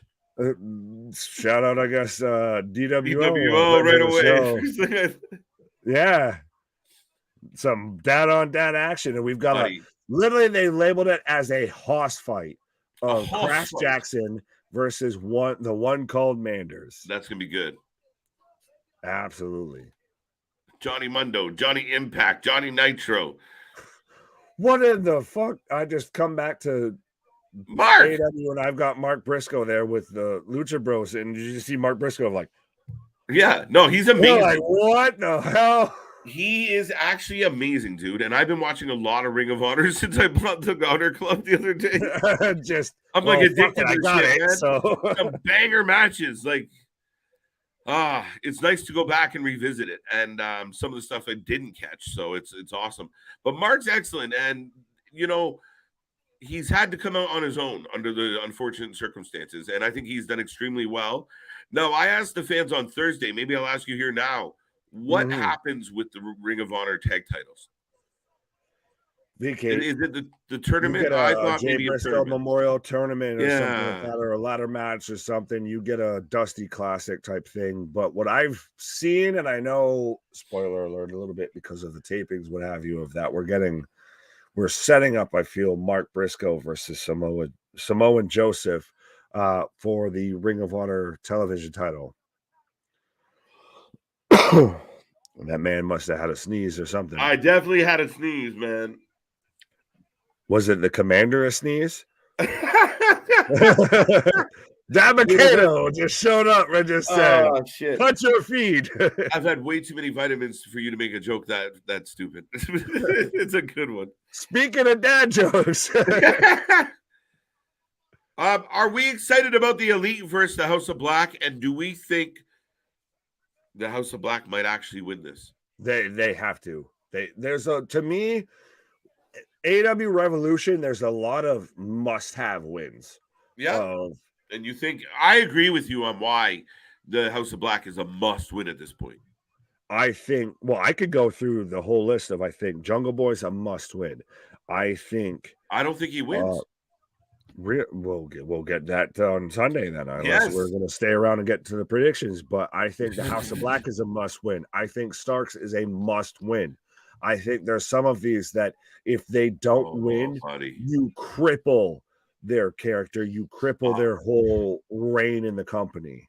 I might get banned from YouTube if Jericho beats Starks on Sunday. I know. I just won't be on YouTube. I just won't be here anymore. Because some gonna get hurt real bad. Sorry, folks. The channel got the that's got to be aired.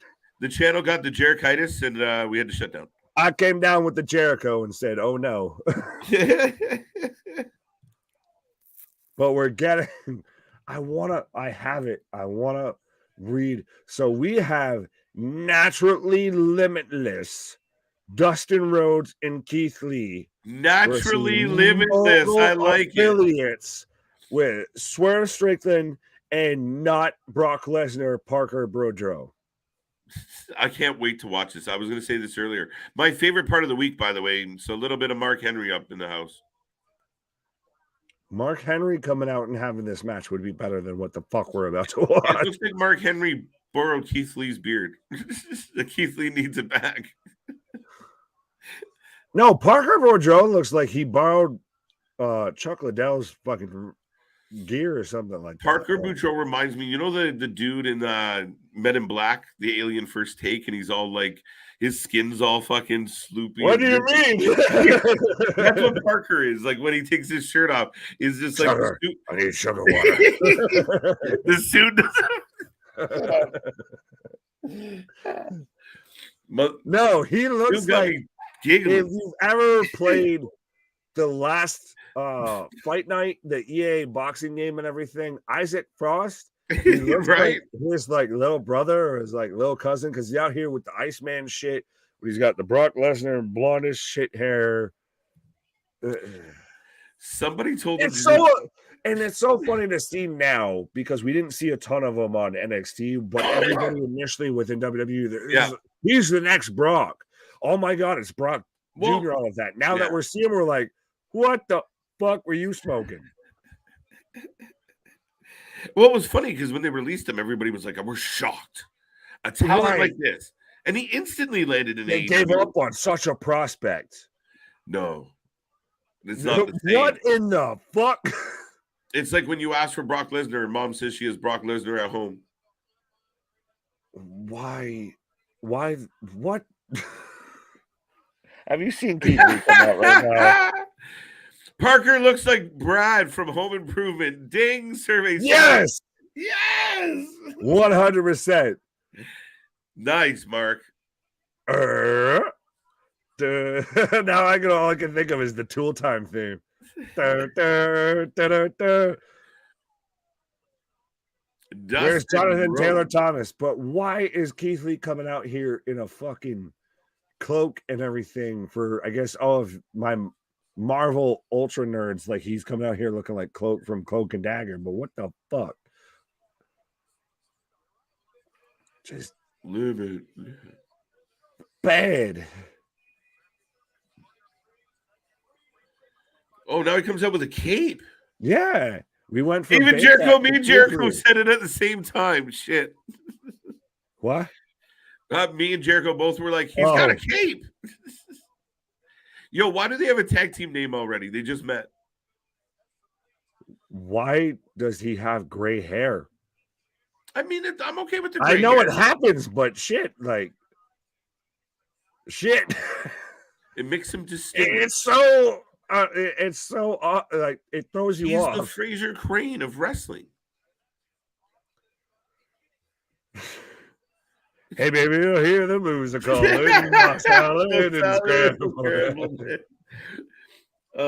That is by far, I don't know if we're allowed to sing that at the end of that song. I didn't. Parker, if I didn't do it well, so we're good. Yeah. Combined 554 pounds. So Swerve is 254 pounds and Parker is 300. Okay. I believe it. It is bad. Parker looks like he should be the assistant for Glacier from fucking WCW right now. How is Keith Lee a face with the conceited look and a catchphrase? I mean, I think he could play well as a heel, to be honest. And I actually was with you. I hope he kind of teamed up with Shane and we kind of went that route again, revisit old friends. Oh, no. At this point, he needs to be solo act. To me, he 100% needs to be solo act. What? Home Improvement versus Brad versus Carl. Did I do that? It's accurate. That's only backstage. Did I do that? It popped me because it's very true. No, because even Carl Winslow had fucking dark hair. Keith Lee is leaning into the meme from last year with him being an old soul. There you go. I'm okay with it. I don't know why we're hating on the fuzzy gray. Says the man with the both great beard on. All right. It's my soul patch. But this man about to whoop my ass. Oh, natural, buddy. Right, but Money. He's the other guy. Okay, he's the other guy. Now, you have this tag team division. You're going into a major pay-per-view. It's only a quarterly pay-per-view. It's not like you have them all the time. And the four best teams you could come up with are the Ass Boys, the Acclaimed, Jay Lethal, and Jeff, oh my God, Jarrett, and a team that wasn't a team until recent memory of Orange Cassidy and Danhausen. Yeah, the Merch Movers versus the Merch Movers is 100% their name. That is the fucking perfect name for them. That's the whole reason they're there. That's the reason why some people think they might get the titles. Is just they might move more merch. You can do more merch. Well, when you can't get FTR because was it Juicehausen? Thank you, Tony. I'll sit my ass home right now. Are we getting Juicehausen?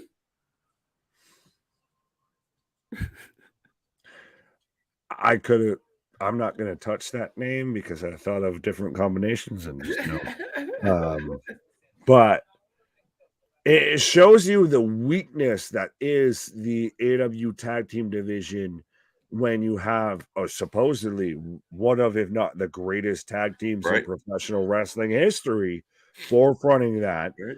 But they're busy involved in the trios movement, which even that's weaker than fucking Tiny Tim. So then Riho. Again, I see the softball coming down, and I just right now. Here's now my Rio joke made me forget what I was going to say about what you said. Anyway. Fair enough. Anyway, right now, if you haven't made a prediction yet and you don't know what happens, I got Dustin Rhodes and Keith Lee going up against. You have Naturally Limitless versus Mogul Affiliates. Keith Lee could play the Beast in X-Men. Facts.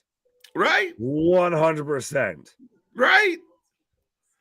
I think also because Kelsey Grammer played that role. Kelsey Grammer with Frazier and everything. So. Yeah, right? Just went back to the well. Maybe I hear the blues are calling, toss out and scrambled it. So then who's Nigel? Is Dustin Nigel? I guess. I mean, kind of. No. Not far off. I say the Guns retain. I don't know why the Guns have the belt in the first place. Well, he's saying with help from Billy Gunn. So that would be stupid. Right. Stupid. The fucking match is stupid. Right. You get the Acclaim that they win. All right. So why did we take the belts off them? Billy Gunn turned. So then why did we wait on that? Jarrett and Lethal win. So we have go from heel to heel and go from heel to worse heel. Danhausen and OC wins. So we literally we're doing a merch grab at this point. Well, nowhere in that does it end up being a good outcome. No, and booking it like this, Nick, I mean, to me, it's like you finish a book, and then on the back of the book, they're like, "Oh, P.S. He changed his mind." You're like, "What? I just read the whole book. Like, what do we mean he changed his mind? Like, you didn't write about it? Like, that's kind of what it is. It's like, oh, by the way, no, he doesn't feel that way anymore." Well, here's a question for you. Why does everyone compare Parker Boudreaux to KJ, Nick? I don't understand. Why do people compare you to Parker Boudreaux? I've never heard that comparison. Mr. Burns, your campaign seems to have the the momentum of a runaway freight train. Why are you so popular? I think more people would be comparing you to Keith Lee. Of just, he has his hair up here, you have your hair down here. Pause. But yeah, no, I mean, Parker Boudreaux, I don't see it. Sorry. I'll accept KO. I'll accept other burly bearded men, but Pause. I don't see the Parker Boudreaux thing. And I don't often walk around places just you don't scratch somebody's back and then just go. Nah. I'm on too many vitamins to be that worked up. Yeah, I can't. That's me on. KJ looks like the long-haired guy from Viking Raid. You're getting compared to Ivar. I'll take it. Well, we've interviewed the guy who trained Ivar and Mike Holland. That's a true story. And the guy who trained Kofi, what? And the guy who trained Tommaso, what? And the guy who even I saw recently they reenacted the whole WrestleMania 14 moment, which I now going back and now that we've talked to Mike, I want to go back and watch WrestleMania 14 to where he had the moment with him and Shamrock. All right. Why? No, just to see, like, all right, yeah. They recreated it. Oh, Parker just got God fucking Keith Lee just choke slammed Swerve Strickland from the goddamn heavens. Of that man was singing the R. Kelly of "I Believe I Can Fly." Why is everyone comparing Parker Boudreaux? I got that one. Yeah. Right. I'm not in the business to be a nice guy. If you're going to interrupt me. All right, buddy. That's fine, Jack, because I'm not in the business to be a nice guy. Right? Yeah. Well, yeah. Allegedly. Yeah. Well, depends. Damian Heater, he looks like a young Brock Lesnar. That's why, and the wrestling background. Apparently, he was a good amateur wrestler. No, he was a fucking football player. He didn't have I was way background. Off. He just looks like a vet. It's literally just on the fact that he looks like Brock. Okay, my bad. Yeah, he was low Eric, I'll take Eric. Division 1 like offensive lineman. Oh, and Swerve hits the springboard moonsault off of Keith Lee's chest onto Dustin as Parker's holding him. Daryl, I almost take offense to it, but it was actually kind of funny. That's a good one. Him upside down. I'm thick-skinned, yeah. And yeah, okay. No, I'll take that, Daryl. Parker looks like a member of the fucking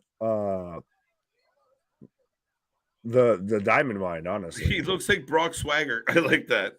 Brock Swagger. Yes, that's his name from now on. Oh, Brock Swagner. Oh, just again, yeah. Yeah. Huh? Just do that with the Jack Swagger, huh?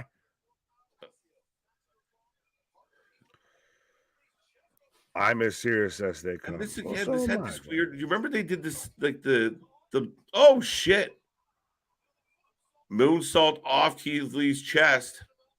Oh my God. Oh, you're like, dude, that was 11 minutes ago. A little bit.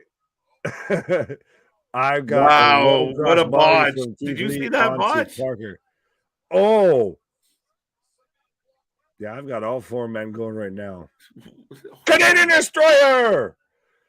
From Cody from Dustin. From Cody Rhodes. From Cody Rhodes' older brother. Keith Lee is now throwing Dustin like a fucking dart on a Parker. I can't wait to see Luke Lesnar in a wrestling business. Luke Lesnar. Oh, Are you saying? Yeah, I think that's what he's saying. Yeah, Big Bang Catastrophe, aka the BBC. That's a Big Ten Four on the as even Dustin hypes him up. Right. I can definitely start following you guys. I like what you guys are doing. I like what we're doing. How you doing? I tend to. I mean, no, thank you very much, Daryl. We appreciate it. We we just celebrated 1 year. It's been an awesome year. Just the last couple days. So it's been a good time. And we kick off year 2 with another fun Friday night. And tomorrow we're back with 4 GCW and Wrestling Revolver. Yeah, I got it. We're doing the drip apparently on Saturday night. Drip. And we might do some UFC as well. Huh? Go ahead. Sorry. I was just going to say, we're like MJF. We're a generational talent. But yes, thank you for the support. Thank you for tuning in. And yeah, follow, man, and joke around all you want. I thought that was funny as shit. I'm going to see if I can draw a face and make it. No. No, probably not. Oh, it's over. Starkey showing up behind Jericho and doing what we all wish we could do and just beat the fuck off. Tell Jericho, get the fuck off commentary and just whooping his ass. Chris Jericho hates the fans saying botch. What do you think of that? I think Jericho should stop botching. Botch. I think he should stop botching. When him and Cole Komet almost killed themselves. I'm like, what are we doing here? Chris Jericho also likes leopard outfits and still dresses like it's the fucking 80s. True story. And our go home moment is Ricky Starks. I don't know why this match is happening. Ricky Starks he already has a victory over Jericho. Yeah, he beat him. He's done. Jericho does this. He drags it on for an extra chapter. Now, I guess, bonus footage. I'm getting a countdown to Revolution 2023 if we want to stay here. I got a half hour. Oh, man. This is my favorite part of the whole night. My favorite thing of the whole night was Jericho taking some lumps. I thought you were about to say your favorite thing of the nights is the countdown to Revolution of literally, in case you didn't get the weekly show that we have, here's everything you need to know in a half hour. KJ looks like he could take someone's head off with a lariat. Lariato. A lariato. A Canadian lariat. The clothesline from Canada. Hey, Jack, you know who you are. That's all that really matters. It's deep, bro. I am what I am, and that's all that I am. I don't need a partner. I don't need a friend. I need Cody. I need Cody's older brother. That's all Keith Lee needed. Right. But that being said, Rampage is in the books. That was Rampage. Sorry, I wasn't sure if the show was over because it went instantly into the Revolution pre-show. Yeah, I was gonna say. I was like, well, I was there, so I was waiting for you, and then you're like, I don't know. So, ladies and gentlemen, Rampage is over. If you would like to give us a rating out of 10 on Rampage, and you're still kicking around, we are all ears. And we'll remind you once again, tomorrow we are back, GCW and Wrestling Revolver. It's going to be a fun Saturday. You know Saturdays are crazy here. What an interesting Rampage, Nick. That's the politest way you could have put that. But I will remind you all, folks, we're here covering anything and everything when it comes to pro wrestling. And we're still expanding, still always growing, still just a baby in this game. Still, we're just the young gun. We're the young lion and all of this shit. But absolutely. Got XFL Week 2 in review tomorrow afternoon. Followed up with GCW and Wrestling Revolver.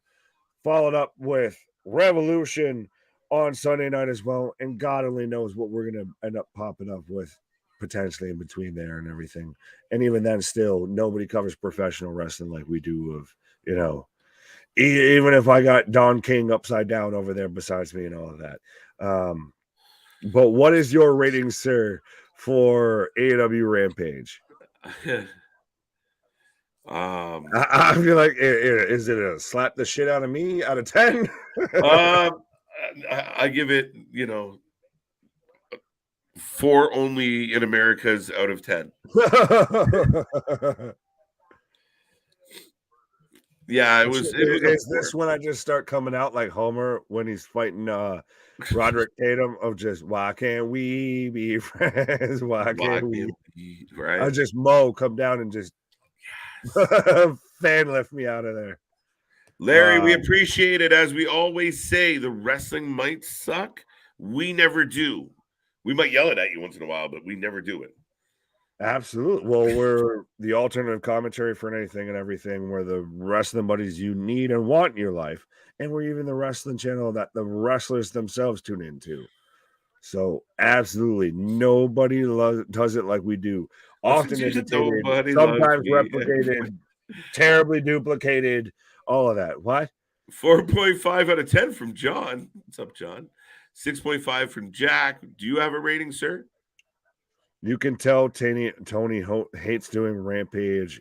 It was the hour of TV he didn't want. Make it Ring of Honor. Make it Ring of Honor. Make it. Then I don't have to buy Honor Club. Then yeah, right. True story. I can only get it for the library. I couldn't think of the fucking word. What's that thing? The place that used to have books? What's that thing with the books and the building around it? And they host the knowledge. Yeah. Oh, library, right? What? Opener and main event were good. Other than that, not much of substance. Yeah, you lose points for Riho. You lose. I mean, the main event was decent, but I mean, Parker Boudreaux's terrible. Again, it was a little botchy at times. It was an okay match, but yeah, there wasn't much to this show. There isn't much to Rampage. But I do like this. Of KJ, I'm glad you guys do. That's what friends do. Absolutely. We're the wrestling channel for fans, by fans. Christ, most of us even honestly started commenting in the channel, in the chat. And how funny was it? I found that clip where LJ's like, Nick is in the chat. I was like, that was planned. That was fucking planned. I couldn't believe I found that clip of like early days you. Well, hold on here. Hold the phone. Well, no, I was like, we'll just go. Whoa, you got rid of it. I didn't get rid of it. There. So this is for those who haven't been here for a hot minute. Picture that behind me without all of the cool shit. And that's pretty much where I started. And already just Daryl, my guy. Thank you. Absolutely. Homie. No, look at this. Daryl. Huge thank you. No, that's amazing. We graciously appreciate your kindness. We gratuitously mispronunciate how we are exclamated about what you just did there. Well, you like what I did there. I tried to save it, couldn't get it back. I got there. Dude, I've been there.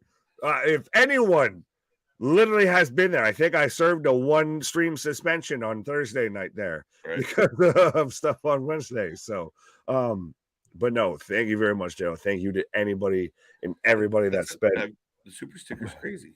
However long that you've been here, whether you've been here for a hot minute, whether you've been here the long way, 100%. Why can't we be friends? That's worth the song. I'll sing for $50. I'll do that every goddamn stream. Yeah, for free. We've been doing it for months. I've been doing that shit for free. I'm like that fucking meme. I'm like, wait, you guys are getting paid? What? That's amazing. No, thank you to Daryl and anyone else. And again, we always say, even if you spend some time is valuable. So we appreciate everything. We really, really do. Well, this was a great stream. 10 out of 10 for the stream. Absolutely. And even Jack agreeing with Damon. So, again, nobody does it like the fuck we do. And it might seem like a boastous from the mostest. and all of that, but it's been literally proven at this point to where we're interviewing people that we've watched and covered, and they're saying, yeah, no, I watched you guys, and that's why I DM'd you about wanting to come on. Let's get to it is literally, it's not debatable at this point. Nobody does it like we do it. What the fuck are you going on about? You popped me. I'm sorry. Pause. That's for after the cameras. Pause. But no, 100% thank you to anybody and everybody. This is just one giant family of, that's what makes half this shit entertaining and enjoyable to do. As much as we cover pro wrestling, is to come on and just sit there and shoot the shit with y'all guys. And Christ, we on Tuesday, me and Cliff were out here talking about Lemons, The Undertaker, and something else. Like, wait, you and Luna on Thursdays were talking about. I heard you guys were talking about Canadian wrestlers, and she was all man. set. We went on a you didn't mention Roddy Piper, which I think the nation of Scotland might have an issue. Yeah, I thought that was debatable, and to be truthful, I wasn't convinced that he is Canadian. He is. It's just kayfabe, my guy. I was like, wait a minute, what happened? The Ultimate Warrior isn't really from parts unknown. Yes, he is.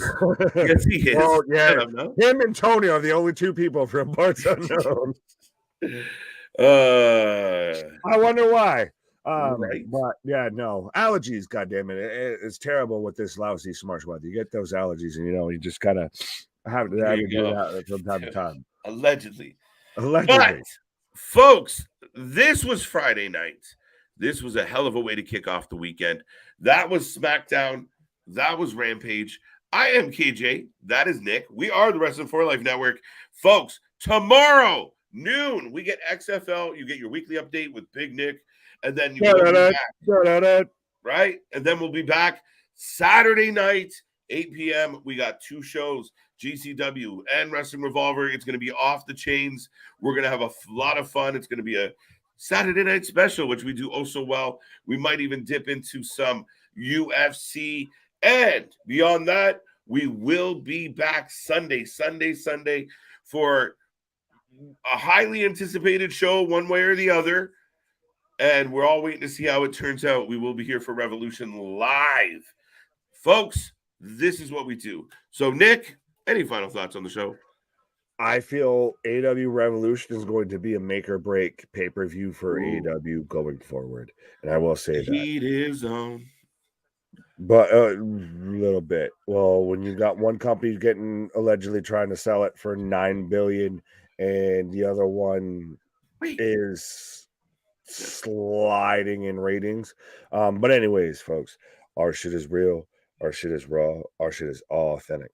When you're talking about that wrestling, you better put that for life with it. What? That's it, folks. Come back tomorrow. We're going to blow this weekend up. We're going to WrestleMania. Stay tuned. See you on the flip side. Bye.